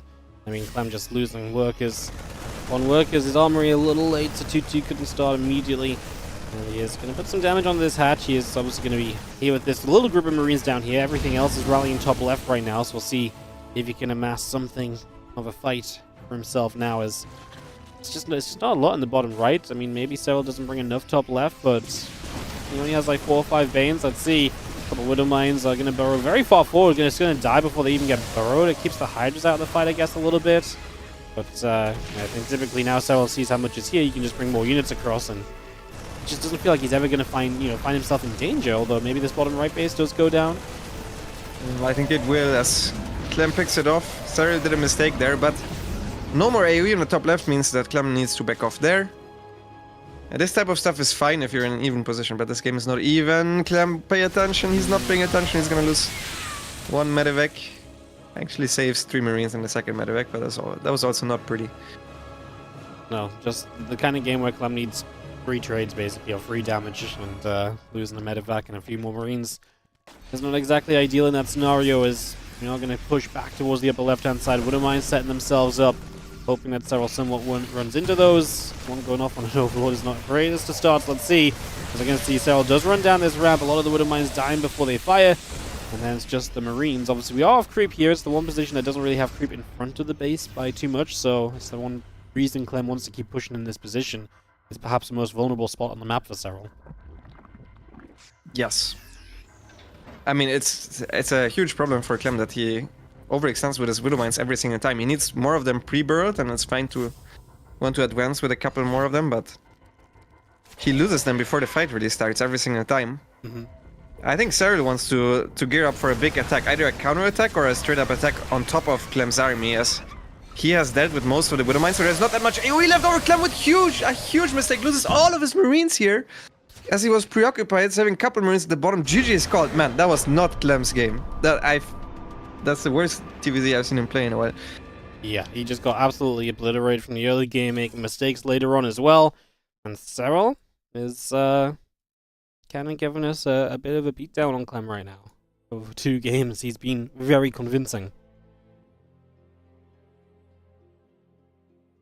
It truly was very convincing. It's the way their series went the past couple of times, but in reverse pretty much. Alright, well, Serral, that's going to be up 2-0. That is a mountain to climb for Clem. Coming back from 0-2 down is rough usually, never mind against Serral.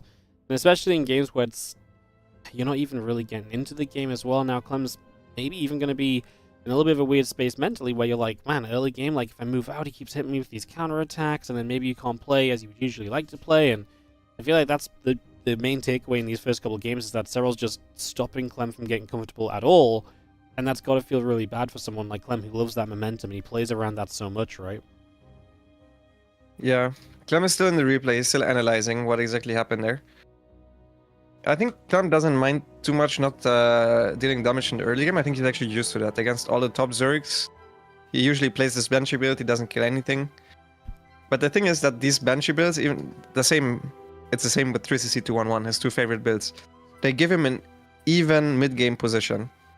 He's had that even mid-game position in game 1, he just messed up a bit. I lost against one run-by. That stuff happens, you know, that I wouldn't be too worried about it. Game 2, he just made a lot of uncharacteristic errors, and yeah. That game, he did lose the early game. He truly was quite far behind. Yeah, he is still in that replay, so he is definitely given it a good watch. He's definitely trying to figure out what he needs, perhaps fix up and change a little bit moving forward into the next game or so. As we obviously on match point here for Serral. One win and Serral goes to the grand finals. Lose this and you end up in a lower bracket final against Maxpax, which, yeah, has not been an easy matchup for Clem at all lately. So it's definitely one where, yeah, Clem is maybe not going to feel so great. And that is kind of the beauty of this this bracket in general, right? Where we're kind of discussing it a lot, and it's like, well, you know what? You know, there's so many people who can maybe be favored more so against one guy and less favored against another. So, yeah, there's a lot of different possible outcomes. Right now, it looks like Clem is on his way to that lower bracket final unless he turns it around. Yeah. I like that he's taking some time. Not even necessarily, I don't think there's too much that you can analyze there. You can maybe see the reaction to getting blocked, but I think Serral has done that one for quite a while, where it's a double inject, third queen. Zergling speed, and then goes for the Zergling run-by. He has done that before, also against Clem in particular. But just taking some time to compose himself, take some time for himself. I like that. Yep. We're going to get... map number 3 is going to be Amygdala, so this is another one of Clem's map picks as well. Kind of saves Abyssal Reef, Eldorado for the later part of the series. If Clem wins this one, we get a couple of the bigger maps kind of coming around. Do you think there's any sort of way Serral wants to play on Amygdala, or anything you maybe expect Clem to do? I think Clem's going to play 3CC2-1 now. Amygdala is very bad for Hellion harass in general, since you only have the two paths. The Zerg always knows exactly where your Hellions are coming from. Yeah, I fully expect him to play 3C2-1-1. As for Serral, I think maybe this is the game where you could bust out the lurkers. Something like that. But Serral so far doesn't really need to change it up, right? He can just keep playing the way he has been playing. And as it's worked out well so far. And he hasn't won because of the patch. There wasn't even a single ghost out yet. He just simply won in the mid game. Which is usually where he loses the games. Yeah.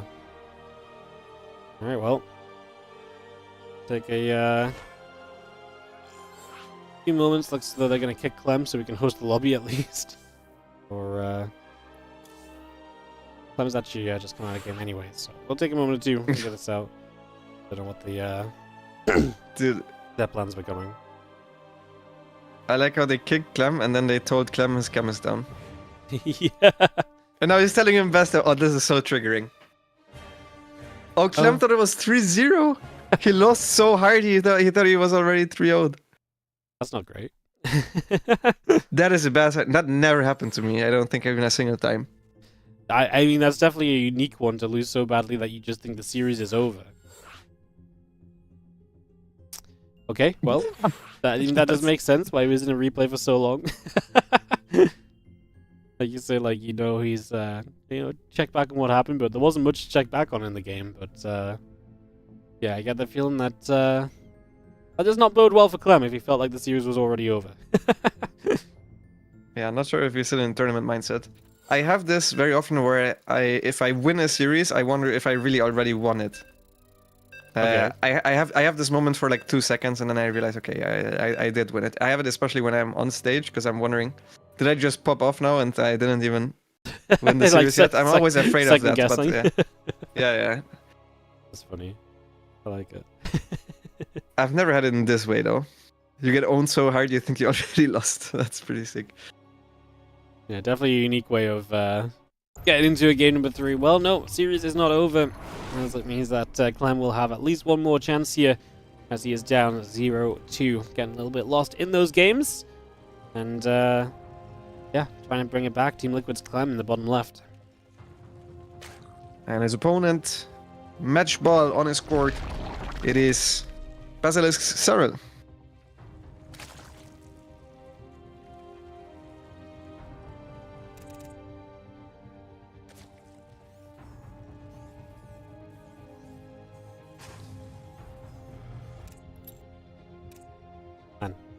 If I'm Serral and I read that my opponent thought he just got 3-0, I'm gonna be living my life.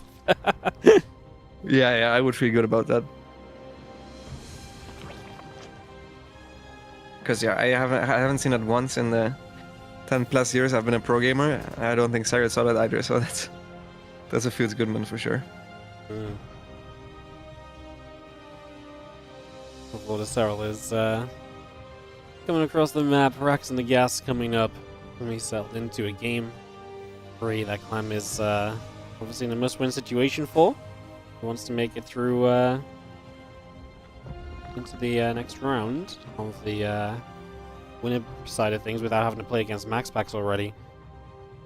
Like I said, I think that is genuinely kind of rough for Clem as well. Maxpax has not been an easy opponent for him at all lately, so I gotta imagine that is going to be kind of, I mean, exciting to see. Obviously, Clem Maxpax would be tomorrow, and then the winner versus Serral. Pretty nuts as well. Yeah, I personally, regardless of any of these outcomes, want a rematch between Serral and Maxpax. I would like to see that go down again. Because you already know after this we won't see it for so long. Yep. I want to see Maxpax have another shot at going up against Serral. Alright. Hey, and it was a great series as well, so definitely down to get some more of that into play. Let's just have this game setting up. I mean, especially if this turns out to be a bit of a, you know, maybe not the greatest series, which is maybe what it's on the way to right now. I'm also down to see the rematch of Serral Maxpax. Be nice. If it comes through, and he's going to start doing some dancing and harassing around a little bit, so trying to see what we can find the first couple moments.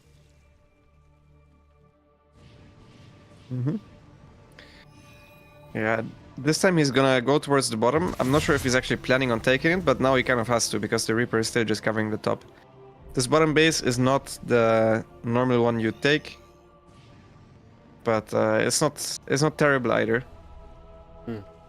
I think it complicates him up, to be honest, because the watchtower base should be really hard to hold. It makes it quite easy also to 8-Rex, I think. Okay. Let's see what we can have happening then as the Episode is going to chill. You mentioned the second racks with 3cc, so it's exactly what you kind of predicted, right? This 3cc 2-1-1 coming through already. So, yeah, that is coming straight on up. Yeah, I lost so many times against Clem, I know exactly what he plays. It never helped me before, so I don't think it will help Serral too much either, because some of these builds don't really have too much weaknesses. They don't have blind counters, even if he tells me beforehand that he's gonna play it, it's not like I can do anything about it. And, yeah. I don't think Serral can do anything about it either. I'm pretty sure Serral is expecting 3C 2-1-1 here as well, because those two have also played very often. Yep. I would be surprised if Serral was not aware of his opponent's tendencies. Like you say, if you can pick it up from having played Clem a few times, we're definitely expecting Serral to be able to come to the same conclusions, so. It's the, yeah, Stimpack still coming through. A few SCVs and Marines coming about.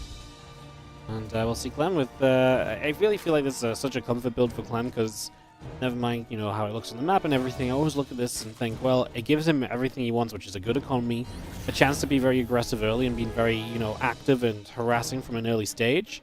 I think that goes a long way a lot of the time here for, yeah, for Clem. Yeah, a lot of map presence early on that actually can do stuff, can deal damage.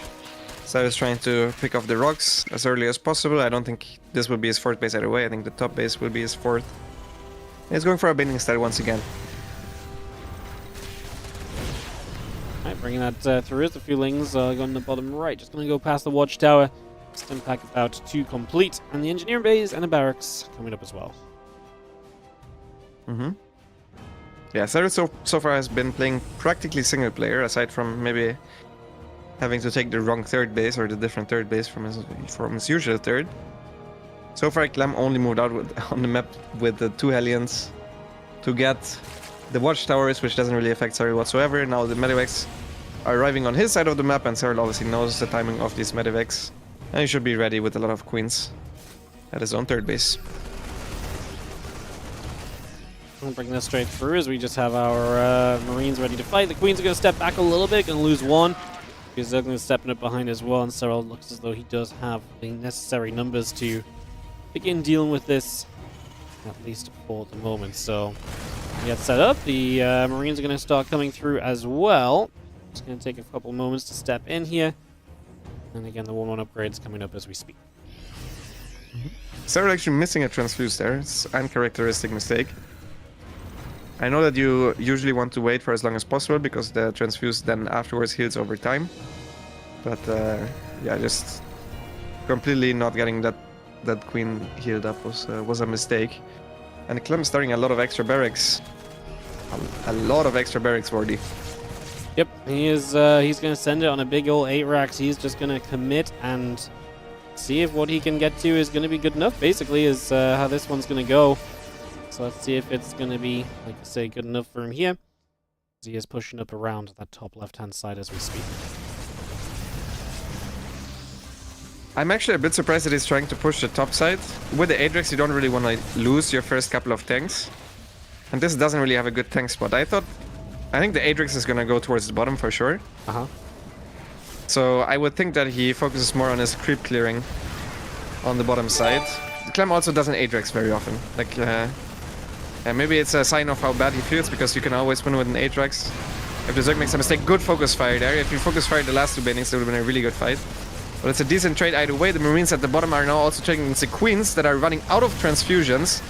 Stim is being used, and there's a very good couple of moments here for Clem.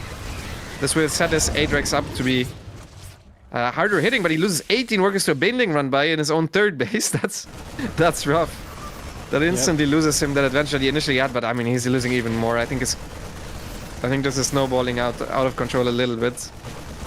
Even though Serral still had in workers, this is a really good trade as well. Gonna get the spawning pools, so it's gonna delay some further Zerglin production a little bit as well. Clem will just lift back up, pull away. Marines on that right-hand side gonna come straight back in as well, and we just keep on dealing the damage right now. Clem up 20 supply overall. His army supply is just huge, and he's got a massive army showing up on that left-hand side, which, considering Serral can't really build much right now, is not exactly ideal. The medevac's going to come back into the main base, but there's still actually Lings here, so actually Clem could do with just pulling that away. He's actually going to get caught a little bit by these units running forward. Is it good enough for Serral? He needs those banelings to do something. They do okay, because Clem, like I say, was maybe caught a little off guard, but I don't think this is going to be enough in the end. Yeah, I think he's just running out of units. So there's a couple of banings left over. Clem's micro hasn't been super Clem-like. I think he would have won the last fight most of the games. If you give him this in a normal practice game, I think he would have won that fight significantly and then just straight up won the game. I think this game is still over. He has evened up the worker count. He has started 2-2. He accidentally made a Widow Mine. But you have to forgive him. He usually wins with Widow Mines, not with Adraxes. Very true, is we do have Wing Bane will continue upwards. The Marines be making their way over. I mean, just units everywhere, and of course just continuing to go here, there, and everywhere. Nice Widow Mine shot there as well. Going to help, trying to target fire down some Banes, lifts up the few Marines in the front, just minimizes the potential overall splash that can be done. And again, Serral is bleeding out of this one, and Clem is going to see a game number 4 of this series. He's going to bring it back a map. Yeah, well done from Clem. With that initial multi-prong pretty much winning the game straight up. But you know what I mean? Like, I feel like even in that last fight, usually he just clicks the banelings. Yes, absolutely. If I engage Clem, I have a number of banelings in my head where if I go below that number, it's just pointless. They're gonna get clicked down unless I like I click left, right, try to zigzag and try to trick him that way. Yep. I think you need at least 9 banelings against Clem. 8 or 9 banelings. And then it's hard for him to focus fire them all in time, but yeah. There were a couple of moments where I feel like usually he would just shift click them, and this time he didn't. Let's see what we get as we head into a game number 4. And see if I'm kind of with you. I think Clem's micro has been a little bit neither here nor there today. Obviously, first couple of games, I think it's tough to maybe see the micro come through in a lot of those situations as well, though. So, yeah, let's see how we continue through. As we go to Abyssal Reef, I mean, we start to get towards Abyssal Reef, El Dorado, some maps which you typically expect to be a bit of a longer game, right? And to be a bit more back and forth, more macro-y. Is that something you think you prefer Serral in or Clem in? I think if it goes late, especially given to what we've seen so far today, I prefer Serral. I really wonder if he's going to play Roach. I think it's going to be on this map. That's actually a fun possibility as well. Just like you say, the Roaches. Not really seen that so far, so yeah. Abyssal Reef it is to take us into 4th game. Serral still leads 2-1, but Clem bringing the map back is something at the very least.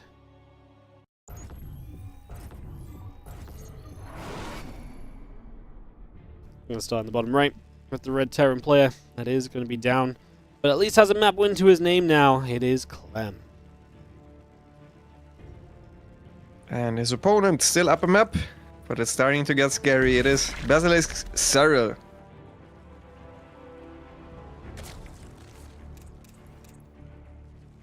Scary because you can see just how quickly it can all fall apart.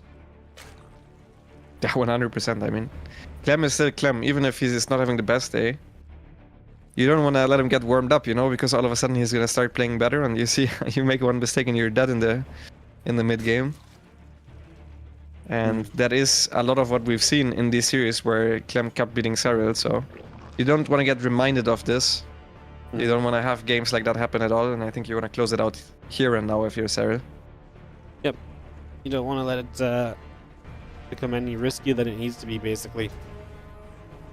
Just, yeah, games can very quickly turn. You give Clem 2 maps as well, and he, you know, a momentum-based player is probably going to have a good time with a bunch of momentum. Coming back from what he thought was a 0-3 and he was out, and then he's suddenly actually playing for match point.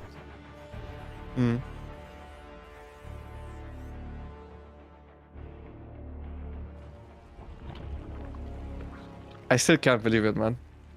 Yeah. You thought it was 3-0. Yeah, I mean, like you usually have in your head as well in which order the maps are being played. It's so wild to me. Maybe he thought he picked one of the maps. I guess picked one of the maps before the others or something as well. Maybe. Yeah, it's kind of wild. I don't think anyone's going to disagree there. Not the expected thing to be said in a series.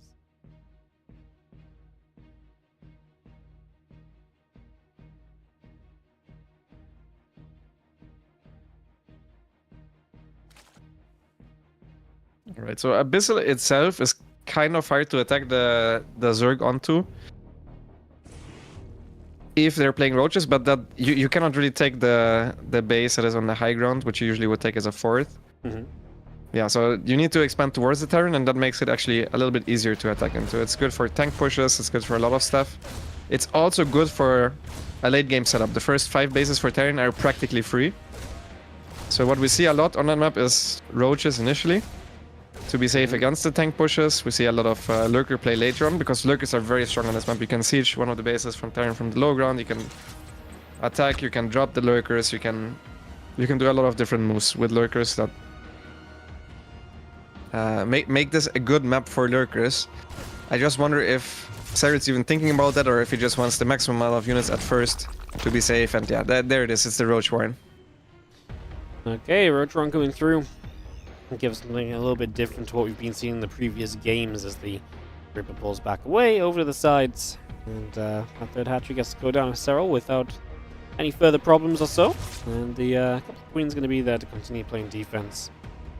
So we just have ourselves the Roach Warren and hatchery, drones and Overlord all still building. Clem once again going for the 3CC 2-1-1. This is another one of those maps where it's difficult to get any early game damage done, because it's realistically just 2 paths that you need to defend as the Zerg player. We'll see how many Roaches Serral actually wants to produce His roach run was quite early. He might even try to go across the map. I think this is mostly defensive roaches though. It is not a null-in. Alright, well, we do have our first roaches coming up again. Some coming away from Clem, just getting that starport started now as well. As he plays typically here, and he starts to hit this hatchery and see what else can be done over these next few moments, see if there's more damage to be found. It's just poking and prodding, keeping an eye on things, trying to know pretty much exactly what's happening at any point in time at this stage. Mm-hmm. He actually missed the roaches completely, which is bad for him. You know, just a couple of low roaches running across. You want a bunker against this, and he just didn't scout it. You still have a lot of marines, so I think what Clem needs to do is give up the depot that he has at the front and pull away to his main base for a bit and buy some time for Stim. But this is not clean now. He sees the roaches now for the first time. This is annoying. This is very annoying to deal with. You also really don't want to lose any marines before the first 2 medevacs are out, otherwise you have 2 medevacs and you have like 5 marines left over, so that's not scary at all. Yes, he's gonna try to fight it before Stim, which means these roaches will still trade pretty cost effectively. They already killed a couple of SCVs. Cool to know that they focus firing down the marines instead of the SCVs to do exactly what I said and make the push that much weaker. Yeah, so basically we'd rather, you know, deny Clem's next step of the game than hinder his economy, and really showing the value of that, or at least his expected value of that, as we set that up. Well, I mean, Serral now just going to be feeling pretty good about this. More roaches on the way, lair coming up as well, so we can bring all of that into play for the next few moments, and we will see what is in store for us. As the units of Clem come around that left-hand side, so away they go, making some moves. This might be unexpected. Clem actually made 2 extra Hellions, which is very uncommon, obviously, the moment you scout the roaches. It's just because I'm not sure if he panicked, but he wanted extra units out as early as possible, and the factory was on a reactor, which was supposed to be swapped over to the starport, but yeah, he didn't know those Hellions were alive, so they get 3 drones. They also all escape, can get repaired up, and be used in for a later run-by. As the work count doesn't look all that good for Serral, I think the game is maybe even, if not even slightly better for Clem. Serral played it super safe. Even though he killed the marines, I thought he would instantly go to 66 drones because he killed the marines, but he actually made a decent amount of roaches before the drones, which then leads him to now be almost even in economy with Terran. The one thing that's good for him is that the extra barracks are quite a bit delayed from where they usually would be. Bullings get into that right-hand side. SCVs, well, a couple of them will go down. Serral at least getting something with the run-by, but Clem has loaded up triple medevac and is out onto the map to try and see if he can find some more damage and to see if he can find some value with this. So away he goes, straight through to the center, and yeah, making that push with those 3 medevacs going to begin to unload and see again what his goal will be as those marines unload and the crypt teamers begin to fall. Yeah, good scan gets all of those tumors. If he gets all of the tumors towards the right side, it's an uncomfortable position for Serral, where he doesn't have a lot of map vision.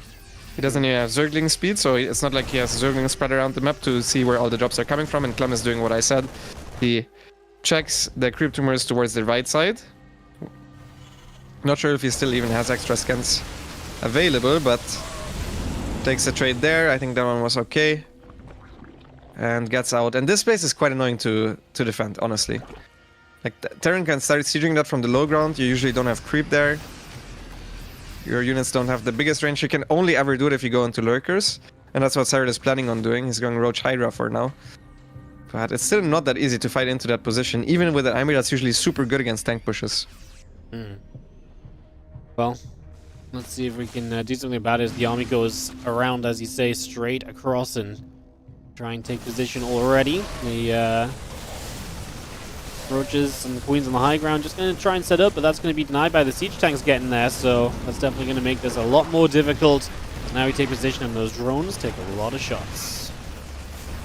Yeah, those drones are going down. That's the only fort base that Serral has. His extra base was just started. Let's see what these Roaches can get done. The Hellions scouted the Roaches, but they believed the Roaches wouldn't keep going, and Clem left with all of his units towards the other side of the map. Now he has Ravagers, so he can theoretically try to start picking off these siege tanks. At the same time, a lot of SCVs are going down in the natural of Clem, and these Marines won't win the fight against the Roaches either, so good counterattack there from Serral, trading away these Roaches cost effectively. while still trying to deal with the push. Yep, well, we got Ling Roach on the right-hand side, going to try and hit into the third base. The position here is still in a good spot. I mean, great counterattacks by Serral. He is absolutely going to do work to give himself chances in this game. Still going to be difficult to dislodge this position, but at least Clem is taking some damage on the other side, which was absolutely not a guarantee with how this was going initially. So, big steps in the right direction there as this hatchery is very close to going down. Serral already rebuilding the hatch on the low ground instead, which is going to be much tougher for Clem to get to for the moment. And, all said and done, Serral is going to come out down in supply to see if he can get back on track. Yeah, you can see the reason why I don't like this base too much. One thing that is good for Serral is that Clem completely forgot his 2-2 upgrades. He has had the armory for a while, as you can see, since the +1 vehicle upgrade is almost done, but the 2-2 just now is started. It's just the supply is looking quite bad for Serral. The actual army, not looking too shabby. He actually abducts a tank. Clem tries to save it and he gets the medevac, so he gets a medevac plus a tank practically with one single abduct there. Big stim up. Just going to be seeing the forward position now being shown as we do have the Vipers able to blinding cloud a little bit. Two of the tanks in the back still left free as he decided to blind cloud the bio units instead. Problem is for Serral, a lot of these are just Hydras that are just melting away to any sort of firepower, and Clem fighting back in a big way. Going to siege a couple more tanks, going to try and bring those a little bit further forward again here. And we just continue to press another base that Serral must keep alive. We can't go down without a fourth base here. Clem has a fourth of his own. He's going to get the Vipers, and Serral leaves immediately. Yeah, GG is called. Clem ties up the series that in his mind was already lost. 0-3, yeah. Clem quit after being 2-0'd, and he was like, you know what, I'm going to come into a new series and just win 3-0, apparently. That's the current goal for Clem, at least, it seems. So, yes, a good comeback here. We actually can get 5 games. Definitely not what it looked like we were going to get initially, because it was so convincing from Serral the first couple of games. It just shows how wildly things can switch in a series between these two guys, right? Like, the first 2 games are not necessarily indicative of one player's skill or form on the day, but straight away come back and it looks completely different. Yes, that's why I hate it so much when, you know, sometimes there are 3-0 between 2 top players, and then people just start balance winning purely because of that series, as if it was proof or anything. Like in this series, basically, Clem could have lost 3-0, and then everybody would be like, oh, that means Zerg is broken. And now, if you don't count that, if now Clem 3-0s Serral, then everybody's like, Terran is broken. No, it actually matters how good the players are playing in each map. It matters way more than all of that balance. Who would have guessed? Balance. Another L for balance wine is right there. A lot of people wouldn't have guessed. Yeah, I know that's the problem. Yeah. Yeah, not wrong. One thing that I want to really quick mention that was super cool was, as you said, he decided to use the second blinding cloud on top of the Marines because he realized if I take one step back, the 2 tanks can't shoot anyways, and I will lose the fight otherwise with the Hydras against the Marines. So he abused the range of the Hydras, and then even though he initially was planning on blinding clouding the tanks, instead he took a step back and blinding clouded the Marines, which might have looked weird, but was actually a super cool move, I think, from Serral there, mid-fight. Alright, well, we go to El Dorado for map number 5, the map which leaves so many questions up in the air because there's so many different ways to expand and to set up and everything, so it's definitely going to be an interesting start from the very get-go as we break into game number 5. So we get all the way to the final map, is in the bottom right. The red Terran player from Team Liquid is Clem. And his opponent in the bottom left. Momentum is not on his side, but he still just needs 1 map win to advance. It is Serral.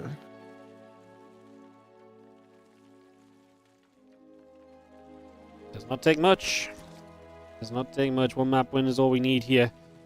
Close this one out. Bring this home.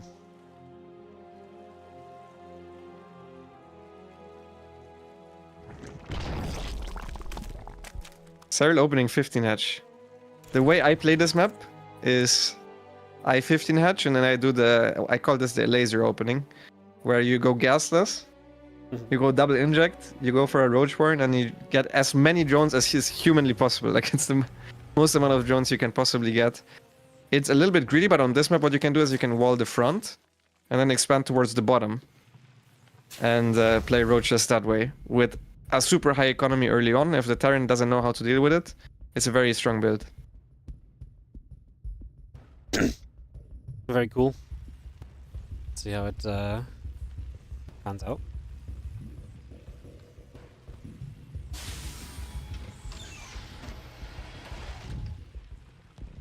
Yeah, he's doing it. He's doing the exact opening. I'm not sure if he saw it from Laser or if he saw it from me, but it's, I think, the best thing to do on this map. It's gasless, no gas. He instantly is mining the gold minerals. Long distance, he will take a third base there, and the real kicker will be if we see that he goes double inject. Then it's the true laser opener. Because that one I haven't really seen done before, especially against Terran, where usually you would prefer getting that early creep. Instead, you're saying, okay, I don't need map control. You can have all the map control you need.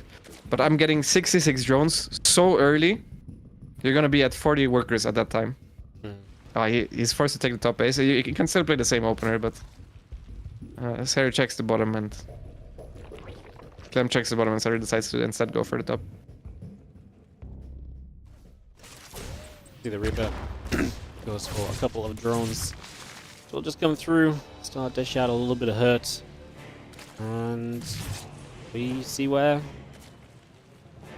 this Reaper can go. Is there any opportunities? Not really just yet. Just waiting to see if, like I say, that can have a chance to make something happen here over the next few moments. We're going to take a few more shots off the Queen, and that dance continues. It is that exact opening, by the way. He copied it from either Laser or me. So I think that is super cool to see, because obviously if we can get ahead early with cool build or cool preparation, but then we still lose against Clem every time. So we'll see how the build actually ends up working. I tried to play this once against Clem. I tried it twice already in a tournament. And what happened for me is that I straight up lost to the first 4 Hellions and the Reaper, but that was on a different map where he could constantly jump up and down with the Reaper. My third base was more exposed. I think on this map it's more possible to get into a good position, and 3CC2-1 is not good against this because you don't get any extra early pressure, right? Where this is a more of a greedy opening. Sort of is also doing this all the time, so I could have also copied it from Sort of. Clem can't punish Serral now, unless he gets Hellions in somehow. Is the only way. If that doesn't happen, Serral will have 66 drones by the time Clem starts moving out with his first 2 medevacs. So I love the build order, honestly. Alright, I'd love to see how it works out, kind of going deeper, as you have a couple of Hellions and the Reaper just going to sit out the front, and that means that Clem will try and find any access point. The Reaper will hop up to get through for a scout. We'll just see that's a full wall off. You'll see the Roach Roaring, and at the same time, the Stim obviously builds through, but it's going to be, as you say, tough for him to really get much done. Yeah, full wall at the front you have to do with this because you don't have Zergling speed until your roaches are out. So yeah, the scary part of this build is over, and you're gonna see how crazy the drone count is in a second from now, because you skip all the extra queens and you maximize your injects with earlier queens already because you went for 15 hatch. So his drone count is gonna skyrocket upwards, where I definitely give the early game lead here to Serral. Alright. Well, the Serral going to take advantage there on the way. Carapace coming up. The Medevacs and Marines, Stimpack as well, continuing to produce on through. So we get all of that rolling. And yeah, the couple Hellions will make their way around the top left, but Roaches are going to be there, so no success to be found still for the moment. I think if Clem wants to win this game, he's gonna have to play late game. I don't see how he's gonna kill Serral after this. Because yeah, Serral is already 62 workers, he already has a 4th base on the way, it's just 5 minutes into the game. He will have more than enough roaches to deal with these 2 medevacs. I honestly think he's on the very safe side with making the roaches before the drones. I think he easily could have gotten all the 66 drones out. And Clem is gonna expand forwards to the gold base, which means this will be an exciting one, because Clem will have to be aggressive in order to defend that base. Otherwise you can't take it. And you're also limited on gas, since that base only has 1 gas, I think. Yeah. Well, you actually see the drop into the main base right now. Going to find a Queen, a couple of Roaches as well on their own. The Roaches going to start coming up this ramp to single file, which gives the Marines a chance to trade well. And now you've just got Roaches running after Marines that are going to likely grab a couple of drones as well. So Clem is going to get through for some damage. 2 workers going down already, but on top of that, all the damage done is now some Hellions running on the left-hand side as well. So just using those to try for a little extra as well.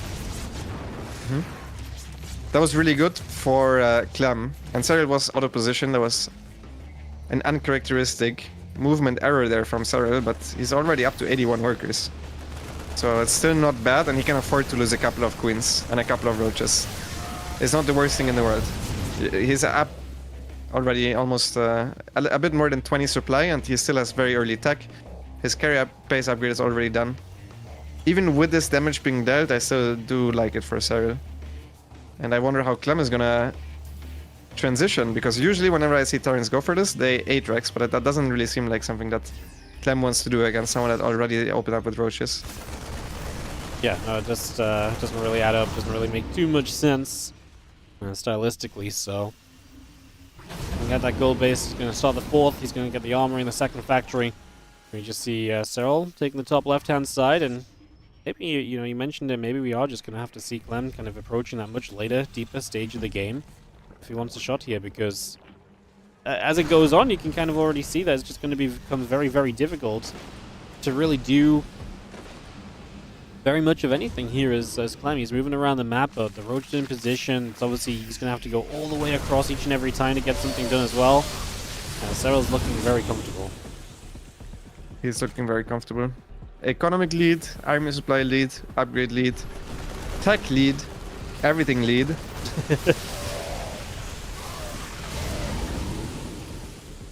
Yeah. Everything lead. It's a good one.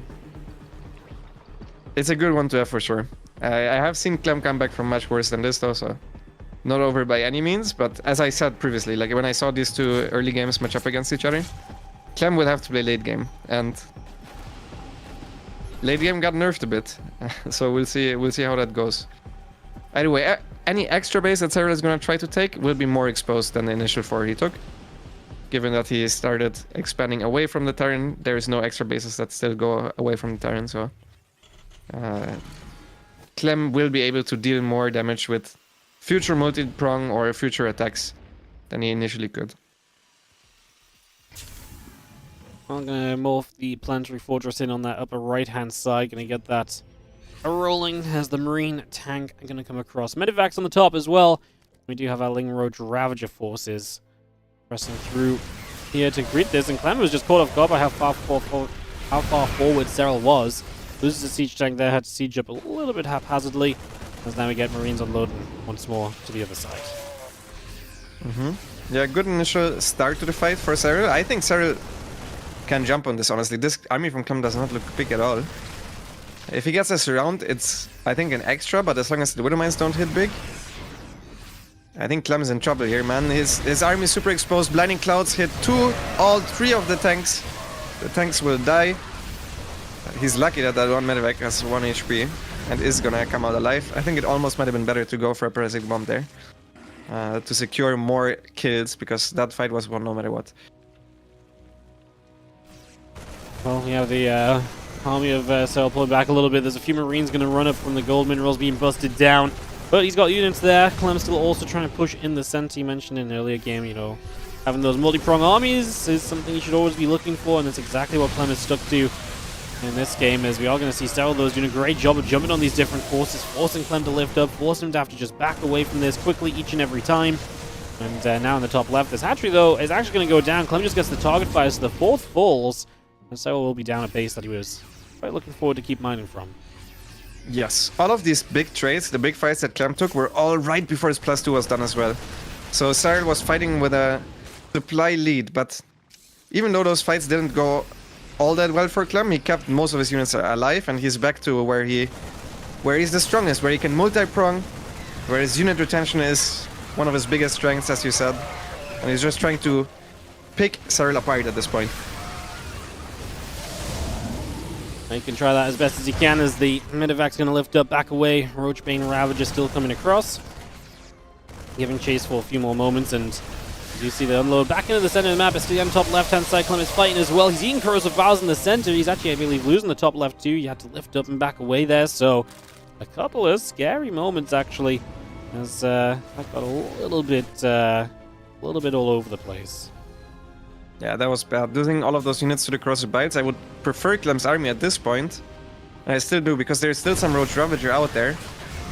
But it's important that he takes the next couple of trades before the +3 carapace is done for the Zerg units. Where there. That's an extra power spike for Serral as Serral engages into the Widow Mines. Good pre-splits there from Clem, but the Bindings still get some decent connections. A lot of these medevacs are low HP, but almost all of them are still alive. So I think... Oh, good Blinding Cloud there, trying to force Clem to run into him. Just how many Bindings are there left? I think that's enough to force a pickup.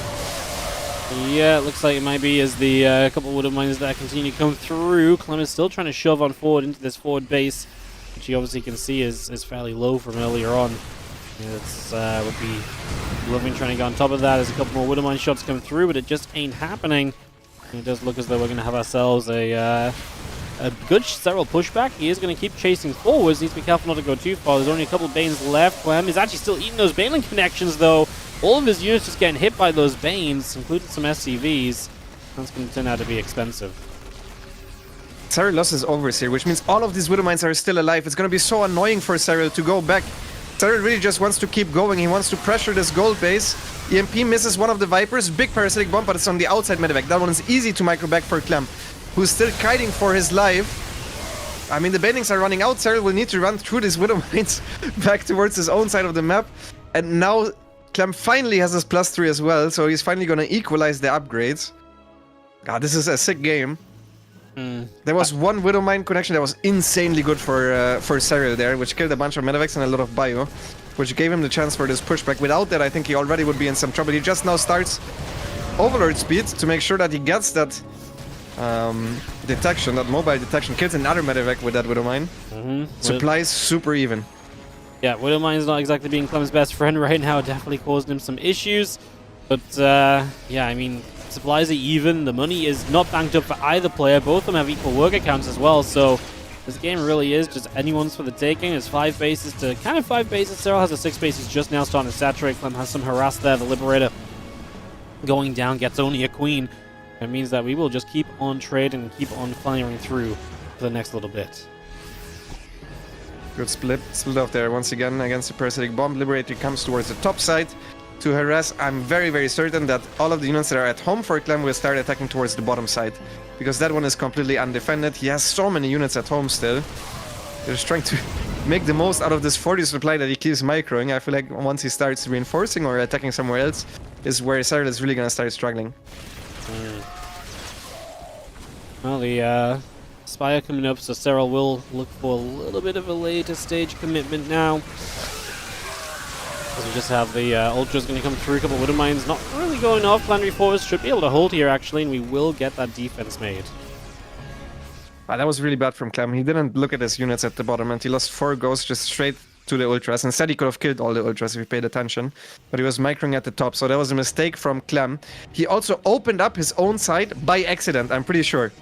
So I'm not sure he even realizes, because those SCVs that were mining the gold base also mined out all the other minerals, which means that's a huge counterattack path that Serral has opened to him now, where there is no wall, where he can access the production of the Terran. I think this is a really scary point where Clem needs to have army there, like yesterday. Like he really needs to go there right now, as he's dropping on top of an Ultra and a couple of Lings, which is not good. Escapes with most of his units though. Yeah. Ultras and Lings gathering. Serral, if he realizes that's open, absolutely, like you mentioned, is a huge opportunity, a huge position you can push on through with. So, kind of just expecting that to get brought into play at some point as the Liberators get sieged up and the Bioforce still trying to push through the bottom side. Clem is also dropping or moving into position with a couple of medevacs towards the top left as well. It's going to be the Ultra Ling to run through the bottom side. The Liberators get Parasite Bomb, but they will hold their ground, and Clem is able to unload once again with those medevacs and maybe get some more done. Serral attempting to take the gold on the 6 o'clock, which I don't know if it's going to be super challenging for Clem to get on top of and get rid of. Yeah, it shouldn't be. As he's trying to focus fire that base, that definitely won't happen. He even unsieges and saves the Liberators, sieges forward. One extra corrosive by being held there from Serral. Really cool mini game as Clem is moving out now towards the 5th base of Serral, where Serral is not in position. There's a lot of Widow Mines there. That's annoying to clear up.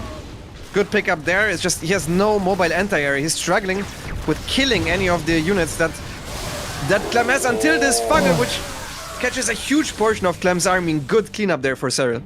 Yeah, massive fungal growth coming down. The Bio Army getting punished right there for that. So that is going to be some damage done. Because we do have the extra ultras, the +3 melee coming out. A few more Marines going to unload. The Bioforce going to get into that top left-hand side, and a few drones will begin to go down. As Clem's still fighting some counterattacks. Clem actually has quite a bit of money to spend right now. That Widow Mine is going to hit big onto a whole group of Zerglings. As these two ultras are pretty low HP as well, so they may not take much to get rid of. There's the counterattack around the bottom side, going to kind of turn towards Clem's gold base. Top right base of Clem being forced to lift, but the top left base is Serral already going down. The ultras there have died. And then we turn our attention down to the bottom, where Clem is going to have to try and deal with that force on top of what was once his gold base that's already lost the orbital. It has lost the orbital, but Clem's bank is huge. He can afford to lose some units. He can even afford to lose some bases, as long as he doesn't lose his army. His army is looking not too great right now. Army supply is still looking decent, but it's a lot of low HP units. If one fungal hits, all of these units will die. The fungal hit a couple of units, which ends up perfectly splitting the units pretty much. So it's not the worst fight. All of the medevacs have gone down. Clem is struggling right now with the army, but this should be a defense in his natural with the two liberators. Yeah, he just needs to hold and spend some of his money. If he can spend his money, he's going to be okay. He's going to remax so much more quickly than Serral can. The Planetary Fortress finishes up to be a part of this fight, to help against these couple of ultras. One ultra down, two ultras down. Last Ultralisk is going to fall, the one that's on the planetary, at least in this Planetary Fortress, is currently looking to live. The Swarm Horse here goes down too. Snipes get another ultra, and Serral's supply is not looking pretty. Clem is still across the map. He's still picking off drones and economy. And we do see this Bioforce going to take a stim forwards and just take another extractor down. I mean, this is looking as though Clem, as he's cleaned up on the right-hand side, is looking as though he is going to completely sweep this series in reverse. Yes, he's up for the supply. He also now realized he scouted the base at the bottom, so he knows where to attack towards. He can, yeah, he just set one Liberator there. There's not a single Spore Crawler. Good fungal, good Parasitic Bomb. Gets one Liberator, catches a couple of units, but this is pretty much all in from Serral. He's really not mining that much anymore. Most of it is from this gold base, and that gold base is under fire. Serral not responding. He's focused on microing. I think Serral is set. He's getting out multi-pronged on his own side of the map, which means he just needs to send it. He's gonna once again try to kill the planetary at the top at the very least. That one must go down. Yeah, he has to do something here, but he's losing ultras in the middle of the map as well. The planetary top right, sorry, should absolutely go down, but it's not going to be free because the Liberator is actually doing some work. We will lose SCVs trying to defend that. Clem still kiting in the middle of the map at the same time. He's not going to get the top right, by the way. The Liberator and SCVs are going to hold, and so that's just even more ultras given up for no gain. Serral's not even paying attention to it because he's typing GG, and Clem is going to take the 3-2. He thought he'd lost the series, and he turns it around, comes back after thinking he'd lost 0-3. It was actually 0-2, and he goes 3-0 to return. Yeah, I've never seen someone thinking that they already lost when they didn't, and then coming back from that mental state to just winning every single map is insane. Crazy. Clem advances to the grand final here with a 3-2 reverse sweep over Serral. That means you're going to get Serral versus Maxpax guaranteed tomorrow, Lambo, and another best of 5, so we get that rematch, and then the winner plays Clem. Yeah, I love it. We also have achieved perfect balance, by the way, with the top 3 being a Terran, a Zerg, and a Protoss. Until tomorrow, obviously, when there will be one clearly imbalanced race, because there can only be one in the top 1. Terran's already in the winner bracket on the grand final, so we can call Terran Imba for now. Oh, that's true. Yeah. Yeah, they're a bit better. Perfect. All right. Quite a series, as Serral, he thought he'd brought it back against Clem with his previous losses, but it's actually Clem to take it down, and he is going to be able to reverse sweep. Thanks for casting, mate. It was, again, it's so quick when it's just best of 5s, or 2 best of 5s. Hopefully tomorrow best of 5 and a best of 7 can be a bit longer. Yeah, banger games though today. Honestly, the last game in really particular was sick. It was sick. Maxpax vs Reynor maybe didn't deliver as much, but this series, back and forth, some one-sided games. The last game though, crazy good. I love it. Yep. All right, mate. I'll let you get on, and I'll wrap my stream up. See you later. Yeah, I will do the same. Bye bye. Bye.